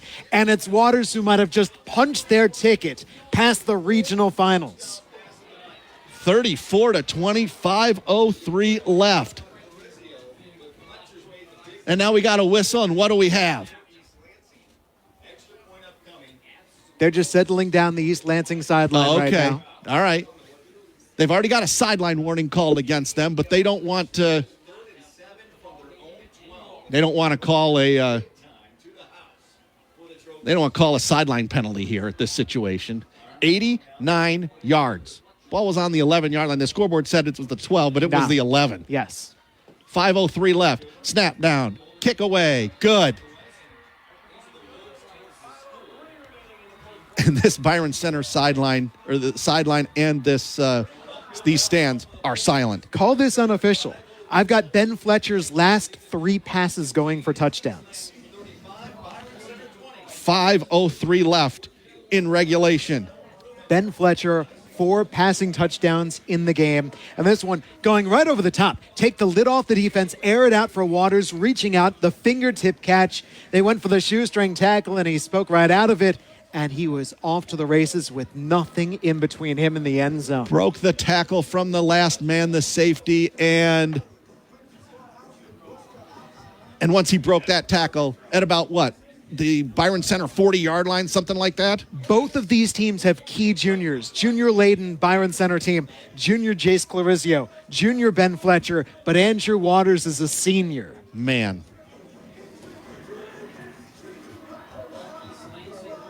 And you were wondering about timeouts and the clock. And, well, if you're Byron Center, that clock's staring you full in the face right now because you need 2 scores and you need to get them with urgency. And a 2-point conversion, at least one. 5:03 left. Isaiah Armstrong kicking off from his own. Oh, it's a 35. Hey, they're kicking off from the 35, so a 5-yard sideline penalty. That's the 5th penalty for 35 yards. It's a squib kick, and it's fumbled around, and Byron Center is going to fall on it inside the 30, about the 24-yard line. Andrew Croft on that bouncer couldn't handle it. It was buttered. It was greased. And so he simply secured it down on his knees. Man. So much for any kind of return for the Bulldogs. 5 minutes exactly. This is a 2-score game. Big plays. Jace Clarizio, a 61-yard run to set up a touchdown to start the third quarter. And then the biggest play of the game, Ben Fletcher, 2. Waters, Andrew Waters, 89 yards, which gives him a 2-score lead. Landon Tungate in the gun, 4 wide receivers, dropping back to throw. Looking, throws out to the right. Caught, no, incomplete. Tried to get it to number 13, Will Lake. And now it's second down. It's not Byron Center's game. This is not what this offense is built for. They can throw the ball. Tungate's thrown for over 1,000 yards this season. Yeah, but they throw the ball so well, Brock, when you're not expecting them to throw, if you know what I mean. And now they have no choice but to throw here. 4 wide receivers, Tungate all by himself. Now he's going to roll left, feeling some pressure. He gets away from it, and now he's going to run 25, 30 to the 31, maybe the 32. He's close to a first down. It's third down. Taken down there by number 15, Dontavius Royals, who's had a very good defensive game tonight. Hurry-up offense, which was so effective for Byron Center on the first drive of the game. 4:34 and counting. Third down and 2. They got to get the first down. Tungate throws out to the right. It's caught. 37-yard line. That's, I believe, number 9, Andrew Croft. And that was just trying to get the first down there, Jesse. Keep this drive going. First and 10 from the 37, a gain of 5. 4:23 and counting. Here we go. Tungate dropping to throw. Looking. He's going to roll out to the right. He's going to throw it high and deep and out of bounds into the East Lansing bench with 4:10 to go in regulation. Second down and 10. Daryl Jeter all over Isaac Lee and made sure that there was no space for him. He's had a good game as well, Jeter has. We're way past the 9 o'clock hour. I want to let you know you're listening to your trusted source for high school sports coverage. The game 7:30 a.m. WVFN East Lansing, a Town Square media station. Brock Palmbos, Jesse Goldberg-Strassler here at East Lansing High School. EL up 35-20 with 4 minutes to go. Tungate. Now he's going to throw it high and deep. It is almost caught and almost intercepted. It was almost caught by Blake Otto and almost intercepted by B.J. Wyndham all at the same time. It was up for grabs. Third down and 10 from the 37. If Wyndham could have secured it, that's ball game. Or had it been caught by Otto, they're in business in East Lansing territory because both of them had a chance to catch it. 4:03 left.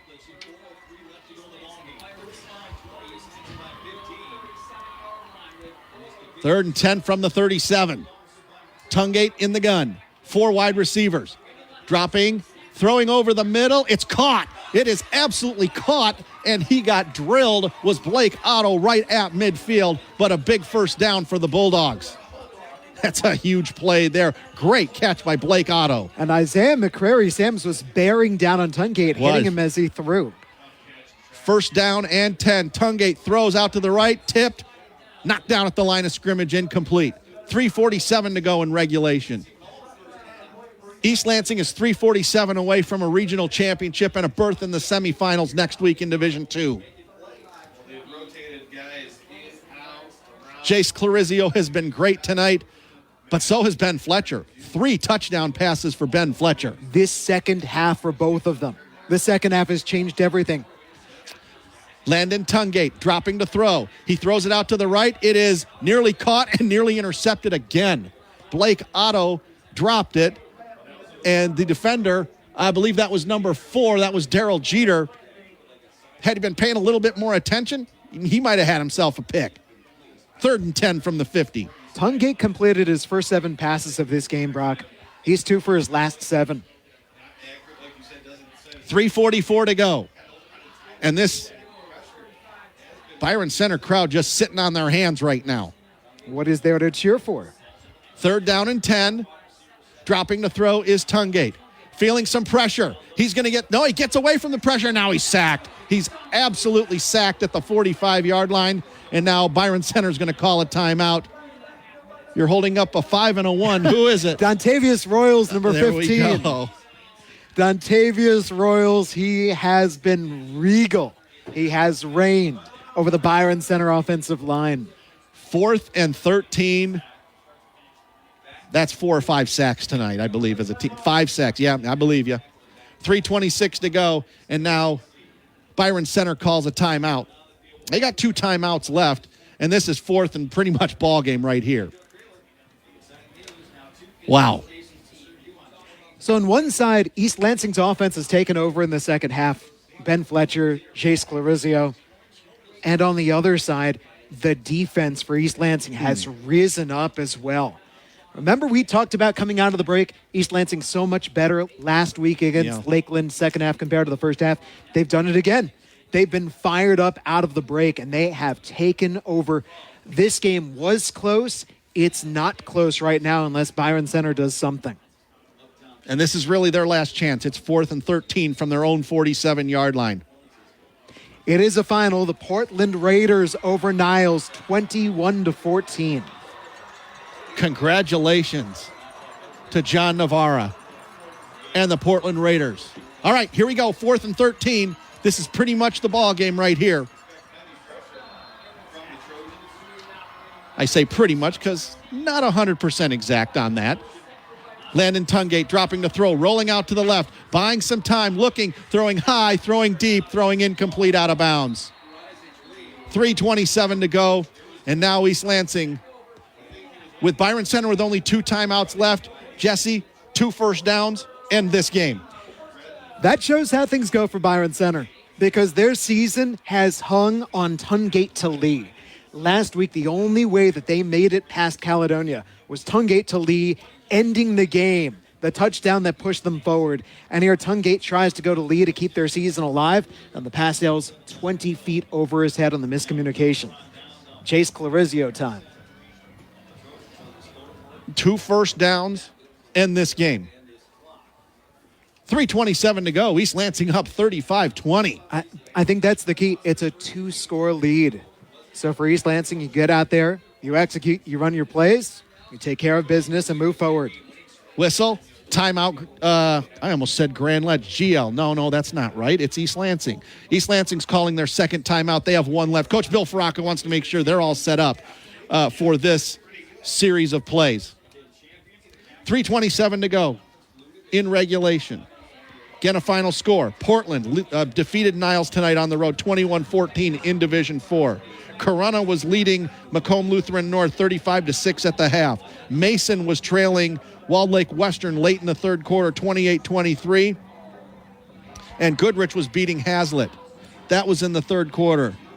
35-30, Walled Lake Western over Mason as they start the fourth quarter.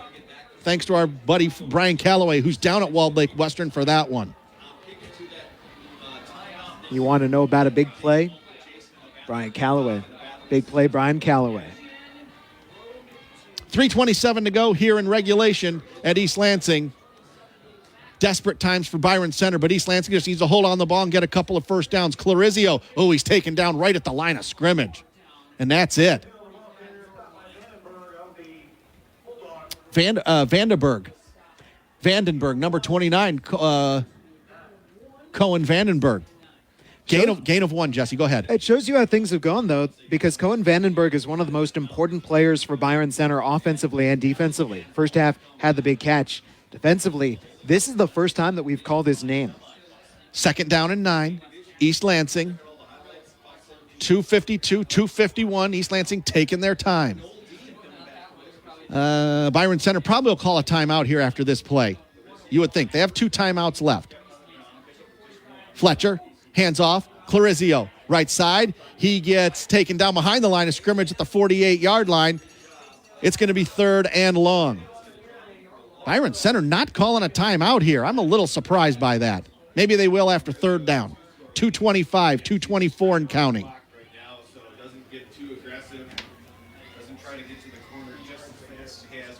East Lansing just does not want to turn the ball over here. 2:10, 2:09 to go. 2 minutes away from a regional championship for East Lansing. Historically, one of the best programs in state history is East Lansing. Now we're under 2 minutes to go. 3rd and 12. Fletcher in the pistol. Handoff. Clarizio. He busts loose. 45, 40, 35, 30, 25, 20, 15, 10, 5. Touchdown. Jace Clarizio. And now it is over. Jace Clarizio, 49 yards.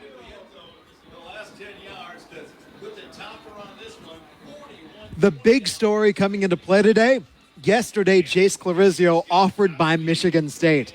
And today, as if to say to everybody, here's why. Unofficially, 29 carries, 228 yards. Man. You know, watching him late in the season like we have, he just has an extra gear at the high school level that not too many kids have. And yes, he's a high school junior, so he is a kid. He's only a junior. He's back next year as Isaiah Armstrong knocks through the extra point. And it's 42-20 East Lansing with 1:41 left. This was a 21-20 game. We could go back before that. This was a 20-14 Byron Center lead with 7:19 to go in the 3rd quarter. And East Lansing since then has taken over and turned it into a rout. You know what? If this final score does hold, this is going to be so misleading. Yes. People are going to think, oh, man, East Lansing just blew them out. They dominated. Well, they did dominate portions of this game. But, Jesse, you and I know, and the people that are out there listening now on the game 730 AM WVFN, the game 730am.com, and LansingSportsNetwork.com know this was a much closer game and much more competitive than 42-20. Well, Byron Center has had such a marvelous season coming in at 10-1, and they're going to look at that score and they're going to feel it. But as we said, this game was tight. This score was 21-20 entering this 4th quarter. And East Lansing has doubled things up. It's Jace Clarizio, it's Ben Fletcher, and it's the defensive effort, the defensive line for East Lansing. Yeah. Tremendous. They stood tall today. Isaiah Armstrong going to kick off from his own 40. We'll go over the scoring summary. We'll go over everything. Final scores from around the mid-Michigan area. We're going to have a handful of teams in the semifinals. And here comes Byron Center, bringing it out over the 50-yard line. That's 23. Blake Otto. Heck of a return by him, the senior Blake Otto. Probably going to be playing his last high school game. Gets to the 48-yard line of East Lansing. 1:33 left in regulation. Byron Center has 2 timeouts left. Start to look ahead. You say, all right, Muskegon looming potentially. Muskegon taking on Saginaw Heritage here in the regional final round.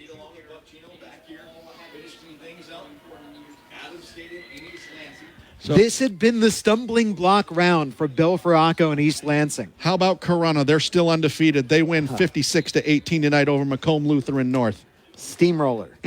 Dropping the throw. Landon Tungate throws it out to the right. It's a high pass. It's caught and out of bounds, I believe. Is that? Who is that? Landon Conrad, the junior. Number 6, Landon Conrad. Couldn't see if it was 6 or 8. 56-18 Corunna. They are 12-0 on the season. Congratulations to the Cavaliers. What a season. And now here's another pass thrown out to the right. And it's going to be first down. That's to number 2, Luke Laska, out of bounds. It's going to be first down at the 35. Where are they marking it? 35 Call it the yard 36. 36-yard line. There we go. Minute 20 to go. We'll have all the scores as well. We've already given you a couple, but we'll have all of them after we're done here. Landon Tungate dropping to throw, rolling out to the left, feeling the pressure. He's going to run. He's inside the 30, inside the 20, inside the 15, inside the 10. He's down to the 7-yard line. What a great effort by Landon Tungate. He's got a couple of rushing touchdowns, Jesse. He's not quitting. All credit to Landon Tungate. And the rushing touchdowns were via his physicality. Yeah. Here he shows you his great scrambling ability. We're down to a minute 5 to go in the hurry-up offense. We're down to a minute to go. Tungate in the gun, dropping to throw, under a minute to go. Looking, throwing out to the left. It is incomplete. Low pass at the goal line, trying to hit number 9, Andrew Croft. Incomplete. 53.5 seconds to go. Good defense by Derek White on the coverage.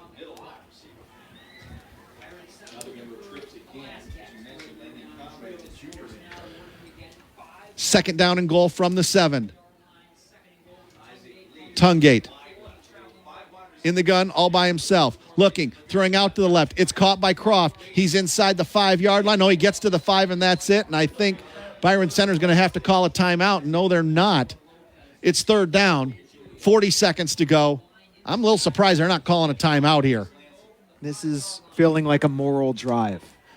Just 30 seconds to go. Right, get one last score in before the season ends. Yep, Tungate dropping to throw. Left hash mark, throws it over the middle. Incomplete. Incomplete pass and a late flag. Very late flag. Number 6, Landon Conrad. He got hit in the end zone. Got the football displaced from him, and it's going to be, that's a late flag. It's Charlie Baker who applied the hit, jarring the ball loose, although I think that Isaac Lee was dropping it in the first place. It can't be on the hit, right? There had to be something afterward. Personal foul, defense. So the official looked at the hit, thought about it, I decided, sure. Maybe unnecessary. He felt it was unnecessary roughness. Okay. Well, 6th penalty of the game for 37 yards. That's a 2-yard penalty. They take it down to the 3-yard line. 25 seconds to go. Landon Tungate. Dropping to throw. Rolling out to the right. He's sacked. He's absolutely sacked behind at the 14-yard line. Who is that again? That's 23. That is Isaiah McCrary-Sams, one of many terrific defensive performances. We're down to 10 seconds. We're down under 10. That's probably going to do it, I think. Yep, that's going to do it. East Lansing is in the semifinals of Division II. They win it. Their 10th win in a row. Your East Lansing Trojans are 10-2 and headed to the Division II semifinals with a 42-20 victory over the Bulldogs of Byron Center. They will play a week from tomorrow in the Division II semifinals. And just a general statement, just a great performance in the second half. Ben Fletcher, 3 touchdown passes. Jace Clarizio, 2 touchdown runs, over 200 yards rushing. And I come back to the defense. The defense, 6 sacks, the 6th one to end it. So Clarizio ends the game at 228 yards. His final carry, the 49-yarder to put the final stamp on things. But the final play of the game, the sack to conclude things. This defensive line took over against a good Byron Center offense. And in the end, Byron Center, well, they had 13 at the half. They had the touchdown drive in the third quarter, and they were denied the rest of the way. So East Lansing wins it tonight. 42-20. They will play next week in the semifinals. Oh, let's take a look ahead and see who they would play here. Well, thank you, Jesse. They would play either, as I look at my glasses here, they would play either Muskegon or Saginaw Heritage at a place to be determined. It'll almost certainly be next Saturday at 1 o'clock. So, East Lansing Athletic Director Nikki Norris is going to present the medals, the individual medals, and then the regional championship trophy to her head football coach here at East Lansing High School, Bill Farraco, and the East Lansing Trojans. East Lansing better in the second half. We'll get to all of that coming up on the other side of this break. It's time for another edition of This Week in High School Sports with John Ross.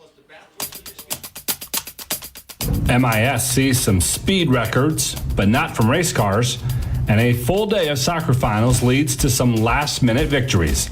I'm John Ross, and this is This Week in High School Sports, powered by Michigan Student Aid. There are 4 newly crowned boys soccer champions after a great Saturday of 4 finals, all at Grand Ledge High School. The first game of the day, the Division IV final, saw Western Michigan Christian knock off Madison Heights Bishop Foley 3-0. The Warriors got 2 goals from Takalin Vlasma and 1 from Charlie Bergma in the win. In Division III, Jack Kaminga scored with less than 10 minutes remaining to give Hudsonville Unity Christian a 3-2 victory over Detroit Country Day. The title is the Crusaders' 6th. Grand Rapids Christian is the champ in Division II. The Eagles scored all 3 goals in the second half in a 3-0 win over Mason. John Cassidy netted twice. And in the final game of the night, Troy Athens scored a goal with just 2 minutes left to tie it against Brighton, and then they won it in overtime on a Manny Abido goal. Athens now has 6 boys soccer championships. Complete coverage of all 4 divisions, including box scores, can be found at MHSAA.com. Girls soccer practice starts on March 11th, with the first games being played on March 20th, and the girls soccer finals will be June 14th and 15th from Michigan State University. It's time for Game Balls, when we highlight a trio of standout performances from the last week. First up, Jenison Junior swimmer Sophia Umstead. She was a perfect 4 for 4 at the OK Red Conference meet, leading Jenison to their 2nd straight league title. Belleville quarterback Bryce Underwood. The junior was 21 of 25 for 312 yards and 4 TD passes, plus he added a touchdown run and a 65-14 district final win over Saline. And to Deckerville's Hunter Garza, he ran for 2 touchdowns and threw for another in a 34-32 win over Portland St. Patrick. The win sends Deckerville to the 8-player semifinals. For high school seniors, the matchup of the year isn't on the field. It's actually online. That's right. When you fill out the FAFSA, the free application for federal student aid, you could also be eligible for thousands of dollars in additional money from the Michigan Achievement Scholarship. Yep, nearly 80% of students who fill out the FAFSA may be eligible. Now that's a matchup we can all root for. Get started today at michigan.gov/achievement. The Michigan Achievement Scholarship. It's a game changer.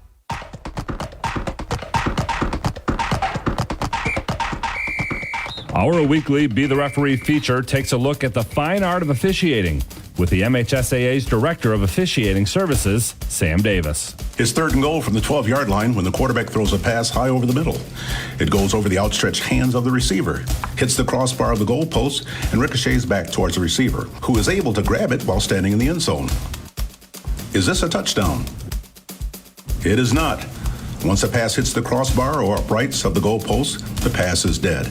It is an incomplete pass, and now it's 4th and goal. So, they send out the field goal unit, and the kick hits the upright, also bounces back into the field of play. Is the ball returnable by either team? Nope. Once it hits the goalpost and comes back onto the field, it's a missed field goal. The defense now takes over, 1st and 10. Thanks, Sam.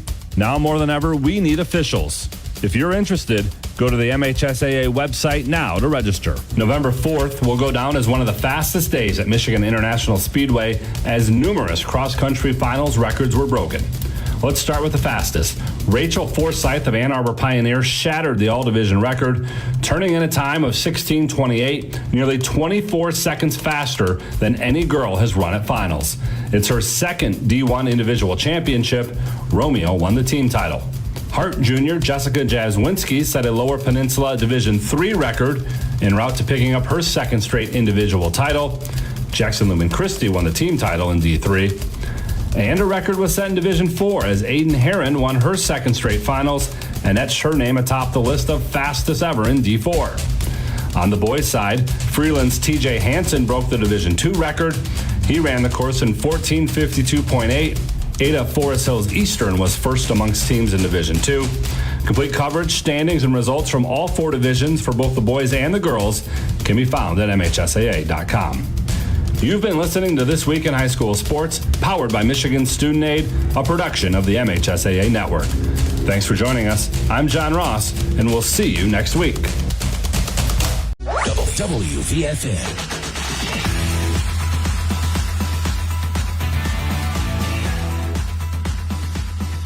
Brock Palmbos, Jesse Goldberg-Strassler back here at East Lansing High School. East Lansing wins it over Byron Center, 42-20. They advance to the Division II state semifinals a week from tomorrow.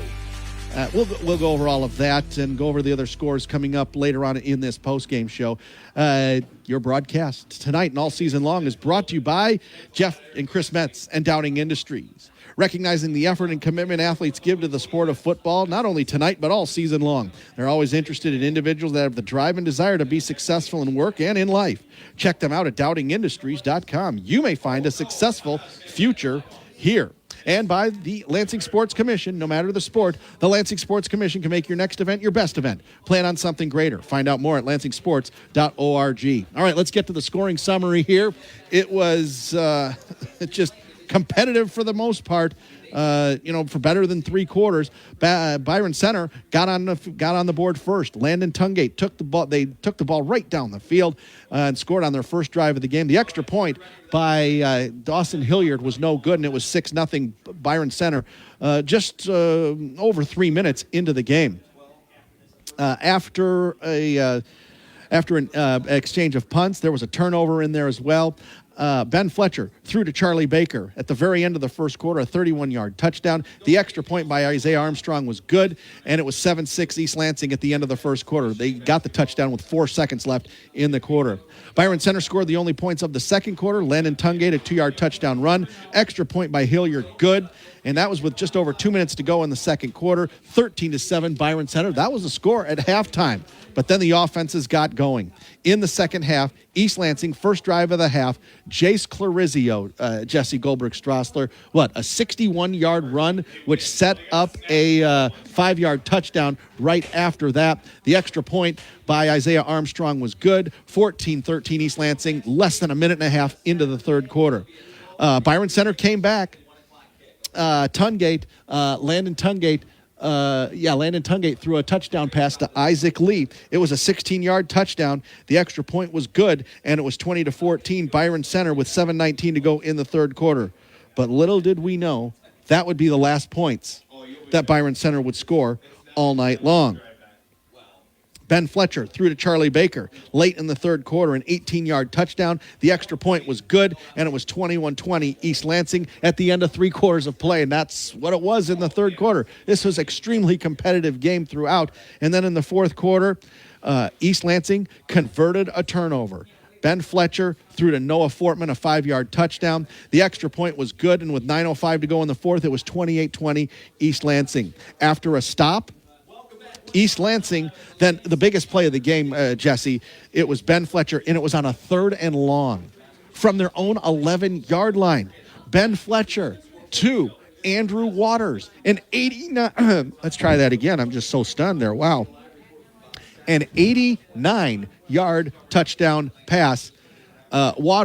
Andrew Waters just outran everybody, and he was able to break the tackle of the last of the free safety at the very end, and he took it in for a score with 5:03 to go in a regulation. Extra point was good, and that really just sucked the air out of the Byron Center team after that. And then after a fourth down stop, East Lansing just trying to get a couple of first downs. Well, Jace Clarizio, he got a first down, and then he got more than that. He got 49 yards, and he got a touchdown, and the extra point was good with 1:41 to go left in regulation time, and it was 42-20 East Lansing at that point. I did say, and I want to apologize to Ben Fletcher a little bit. I said throughout the game, oh, he's got 3 touchdown passes tonight. Well, I was only half right. He had 3 touchdown passes in the second half. He had 4 touchdown passes tonight, and Jace Clarizio had 2 touchdown runs. and he was just fantastic. And East Lansing wins at 42-20. East Lansing had 2 turnovers tonight. Byron Center did cash in one of those, but then Byron Center, they had a turnover as well, and East Lansing cashed that one in as well. East Lansing 6 penalties for 37 yards. Byron Center 7 penalties for 50 yards. So that pretty much evened itself out at the end. That was a bigger factor earlier in the game. Didn't turn out that way at the very end.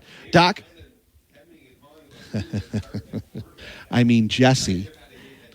I'm going for my doctorate in sports. 21-20 at the end of the third quarter. And we're thinking, this is going to go right down to the wire. East Lansing said, no. We're just going to put the ball in the hands of our best players. Ben Fletcher, the quarterback, and he's going to make a few plays. And then when we need a couple of first downs to put the game away, we put it in the hands of our best player, Jace Clarizio. And, when the chips are down at the center of the table, like at a game of poker, you just you dance with who brung you, they used to say. And East Lansing did tonight. Brock, that's why I think it was a team win. Because Jace Clarizio had his moments. 29 carries, 228 yards, and he had been held at the half to just 36. So he took over in the second half. Mm-hmm. However, as you mentioned, it's Ben Fletcher to Andrew Waters, 89 yards out at the 5:03 mark of the fourth quarter. That changes the game because Byron Center thought that they had East Lansing pinned. Yes. 3rd and 7. Yeah. If Waters doesn't bring it in. Was 3rd and 7, that's right. East Lansing is punting from its end zone. And Byron Center is a touchdown and a 2-point conversion away from tying the game. East Lansing's offensive possessions in the second half. Touchdown, fumble by Clarizio. Yep. Touchdown, touchdown, touchdown, touchdown. That after, in the first half, they went interception, touchdown, punt, punt. Things changed in the second half. There was the Clarizio fumble. But Jace turned it on. Ben Fletcher was money. Andrew Waters made the biggest offensive play of the game.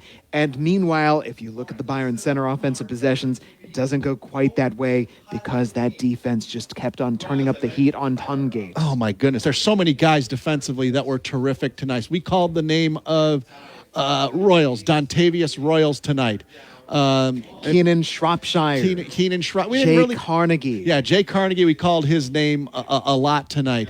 Javon Thomas. Let me see. Who else? It was really Isaiah McCrary-Sams had a terrific game defensively tonight. It was just a lot of different guys. Daryl Jeter, Jalen McFadden. Thank you. Yeah, those guys helping me out there. Yes, absolutely. They were just terrific defensively. And let's get to Romeo Washington too. Thank you. Because it's Romeo Washington who recovered the Tungate fumble, and that ball was bouncing all around. Yeah. Quite a few guys on both of these teams Yep. had a chance to pick it up. Yep. And it's Washington who got it in Yep. the end, and that was another key turning point toward East Lansing.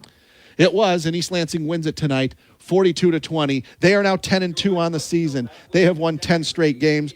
Byron Center, their season ends at 10-2. Still an outstanding season for Byron Center, but one game short of the regional championship. Still haven't won a regional title yet in school's history, but you could tell, Jesse, this is an outstanding team. But you know what? East Lansing is also an outstanding team, and when the chips were at the center of the table, their best players, Ben Fletcher and Jace Clarizio, made the plays for them offensively. There's so many juniors in key spots on both of these teams that we could see a meeting in the postseason next year as well. Oh, yeah, let's mention that too. Ben Fletcher, number 12. He's a junior. He's an 11th grader. And Jace Clarizio, he's an 11th grader as well. And so we're going to be seeing them next year. Wow, what an offensive performance in the second half. Yeah, it was. It was touchdown. They had a turnover. Touchdown, turnover. Touchdown, touchdown, touchdown, touchdown. Man. And they outscored them 21-0 in the fourth quarter. These stats are unofficial. And I tell you, unofficial. These are ish stats. But here's what I've got. Tungate on the one side for Byron Center, 12 of 19, 119 yards in the air, 1 touchdown, 1 fumble. Tungate rushed for 77 yards on 13 carries. Meanwhile, Alaska... Those are solid numbers right there. 138 rushing yards overall for Byron Center, 257 yards in total. And on the other side, East Lansing rolled up 429. 29 carries for 228 and a touchdown for Jace Clarizio. 2 touchdowns. 2 touchdowns. You're right, the 5-yarder and then the 49-yarder to finish things. Two touchdowns. 2 touchdowns on the ground for Jace Clarizio, 4 touchdowns through the air. Ben Fletcher, 8 of 13 for 188 yards. 8 for 13. That's what I got. And 4 touchdowns. Unofficial. That's called being efficient right there. Not only that, when he needed to go through the air. Yes. When he did. Here's what I've got unofficially is his last 3 passes were touchdowns. And I apologize if I got distracted at any point, but it was Charlie Baker early. Yep. And then as we saw, there was help. There was Fortman with a key catch right as it seemed that Byron Center's defense had stiffened. And then it was Andrew Waters with what I would declare the biggest play of the game. No doubt. Biggest play of the game. Ben Fletcher to Andrew Waters, 89-yard touchdown with 5 minutes to go. And it just absolutely sucked the air out of the Byron Center crowd. They knew they were in serious trouble after that. And it was an absolutely stunning play because it was unexpected. Yes. Take the top off the defense, right? Heave it as far as you can. Yep. Right down the middle of the field. And there was Andrew Waters behind the D reaching out with a fingertip catch and then slipping out of that last-ditch tackle, and off he went to the races and sending East Lansing racing forward past the regional finals. We got one more break to get to. We'll get to the other scores from around the mid-Michigan area. We got a couple of finals right now. We'll try to get all of them after this on the other side of this break. You're listening to your trusted source for high school sports coverage, the game 730 AM WVFN and the Lansing Sports Network. WVFN.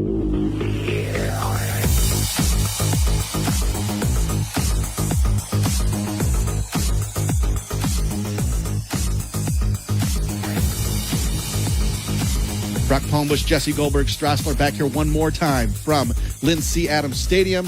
East Lansing wins it over Byron Center 42-20. They will play in the state semifinals a week from tomorrow. Man, just a terrific job by East Lansing in the second half. Jace Clarizio and Ben Fletcher making the plays they had to make. There's a couple other games that are finished right now. Corunna defeated Macomb Lutheran North 56-18. Corunna is 12-0. They're undefeated, as is Portland. Portland went down to Niles tonight and won 21-14. John Navarro's Portland Raiders, they are 12-0 on the season. Mason and Walled Lake Western, guys, they're still playing. Walled Lake Western just hit a field goal, 42-yard field goal with about 2 minutes to go. They are tied at 38 with 2 minutes to go. That's according to Brian Calloway, our buddy down there, who is watching that game. Remember, that game was 30-7 Mason in Week 8. Last score I have from Goodrich and Hazlitt. Goodrich leading Hazlitt 24-17, 4.5 minutes to go in that game. So that's it. Those are the other games around the area.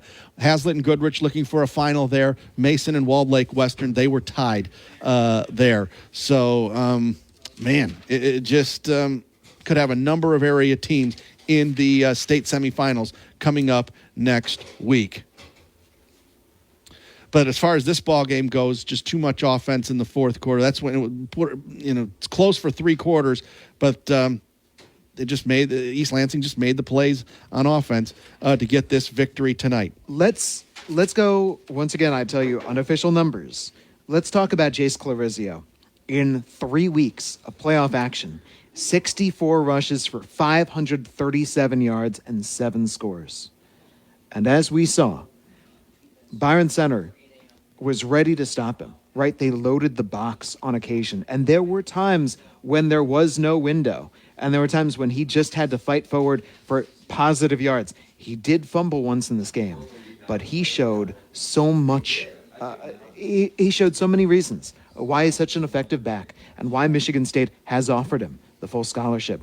This was fun. Whether it was the breakaway speed, whether it was the slashes at the line, whether it was how hard he hits that line, how physical he can be compared to how fast he can be, depending upon what the play needs and what he sees, and off he makes his move.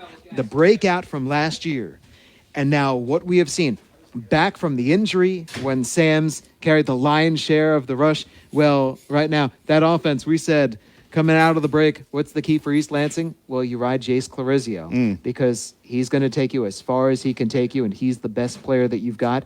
Let him be the best player on the field. He was outstanding, and it's going to be fun to see what next week holds for him. It will. I'm taking a look at the Twitterverse and just seeing some other action around the state. Detroit Martin Luther King, the two-time defending state champions, lead River Rouge in overtime 20-13. King has scored in their portion of overtime. River Rouge will now get the ball here on their half of the overtime. Again, Mason and Walled Lake Western tied at 38 with 2 minutes to go. That was just literally just a few minutes ago. Hopefully we can get a final score here before we get off the air. Also 24-17, Goodrich over Hazlitt. That was in the fourth quarter. And we're just, frankly, stalling here. Just trying. Rather be honest with people. We're stalling, trying to get those final scores. Oh, got it from Detroit Martin Luther King. King beat River Rouge tonight, 20-19 in overtime. King is still alive for a third straight state title. How about that? If you don't mind, Brock, go. About Ben Fletcher, who did not start off this game looking sharp. No. Remember the early incompletion wide of Charlie Baker? Charlie Baker had the drop. There were times where things looked ragged early, and then he got into a rhythm. They went to the quick passing game. They started to get everybody involved. I love his play-action attack. I love how well he hides the ball, and off he goes with it, whether it's him using his own legs or today he didn't need to. It was him spreading it around, making the right decision, finding Fortman, finding Baker, finding, in the end, Andrew Waters for his only catch of the game, just heaving it over the top in what I would call a perfect pass from Ben Fletcher right when they needed it the most. So as much as I just talked about Jace Clarizio, we understand that both of them are necessary, and it was both of them who were sharp in the second half to eliminate Byron Center. This was some kind of second half performance for East Lansing for a second consecutive week, and how they blew the doors open off Byron Center in the second half, and specifically taking over in the fourth quarter. And then I don't think that we should close the broadcast without once again lauding how well the East Lansing defense played again. A lot of guys played really, really well tonight. Got a final from Goodrich High School. The Goodrich Martians do hang on and beat Hazlitt tonight 24-17. Still a heck of a run for Hazlitt to get to the regional final, upsetting Chelsea on the road last week. So the only other score we're waiting on is Mason and Walled Lake Western, and they were tied at 38 with just over 2 minutes to go after a Walled Lake Western field goal. And so next week, well, we might have a game next week, but we might not. It just depends. What do we got? With 20 seconds left, Mason lined up for a 52-yard field goal, blocked. Looks like that's going to go to overtime. Looks like it anyway. Yes. Wow. Oh, and yes, by the way, Jackson Lumen Christie, they were able to win their game tonight. They beat Clinton tonight 21-14. They're going to play Millington in the Division 7 semifinals, a rematch of the Division 6 semifinals from 2016, 7 years ago. So there you go with that. And the football tonight. The football tonight has been very good. High-level stuff, as you would expect at this stage of the tournament. Jesse, fantastic job, as always, filling in on short notice. Really appreciate it, more than I can tell you. Great job, as always. And best of luck to you as you enjoy more of the off-season before you start Lugnuts baseball again next April. I enjoy listening to you. I get to go back being an audience member. As far as next week goes, well, we don't know. As of right now, because of potential Michigan State conflicts, the Michigan State the Whitelaw PLLC tailgate show next Saturday. If it's early on in the game, if it's a noon kickoff, there's a chance we could do a game next Saturday, 8 days from now. We'll have to wait and see. I do think it's key, though, to say there are mid-Michigan teams moving on. That East Lansing, moving on. That Portland, moving on. Yeah. Corunna, we know they are moving on, and we could potentially have two more teams move on because Ovid Elsie is at Constantine tomorrow. They play at 1 o'clock at Constantine High School, and then in Division 7, Pewamo Westphalia plays North Muskegon at Muskegon Oak Ridge High School. That's a 1 o'clock kickoff tomorrow as well. Overtime for Mason and Walled Lake Western. Oh, my goodness. Overtime. Oh, yeah. I'm surprised by that. I thought Mason would win, and they still could. Let's be real. But man, what a wild game that sounds like down there at Walled Lake Western. Trying to beat the same team twice in 4 weeks on their home field in both games. Right. I mean, at this point, you just say, somehow find a way to survive in advance. Absolutely. So, well, that's going to do it for us. If this is our final game of the season, it's been a great season, capped off by this game here tonight. But we'll wait and see. You never know for sure.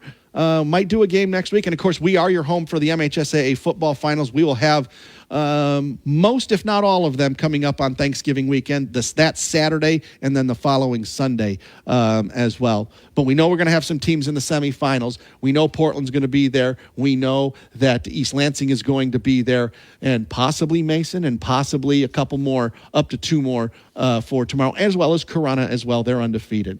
So that's going to do it for us here from East Lansing High School. We got to get out of here. Thanks to Nathan Vandenberg. Thanks to Beanie Howell for helping us get on the air tonight. And Jesse, thanks to you. Thank you for helping us out tonight. Eric, get well soon. If we don't do another football game this season, we'll see you during basketball season, which starts early this year. The boys start right after Thanksgiving. It's flipped this year. Boys start week after Thanksgiving. The girls start week after that. We'll have more information about that coming up in the next week or so. So for everyone I just mentioned, for Nathan, for Beanie, for Eric Doc Love, and for Jesse Goldberg-Strassler, I'm Brock Palmbush. Again, the final score here from East Lansing High School. Lynn C. Adams Stadium. Jeff Smith Field at Lynn C. Adams Stadium.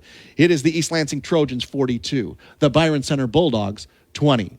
Have a good night, everyone. We'll talk to you at the Whitelaw PLLC Tailgate Show tomorrow afternoon at 4 p.m. Good night, everybody.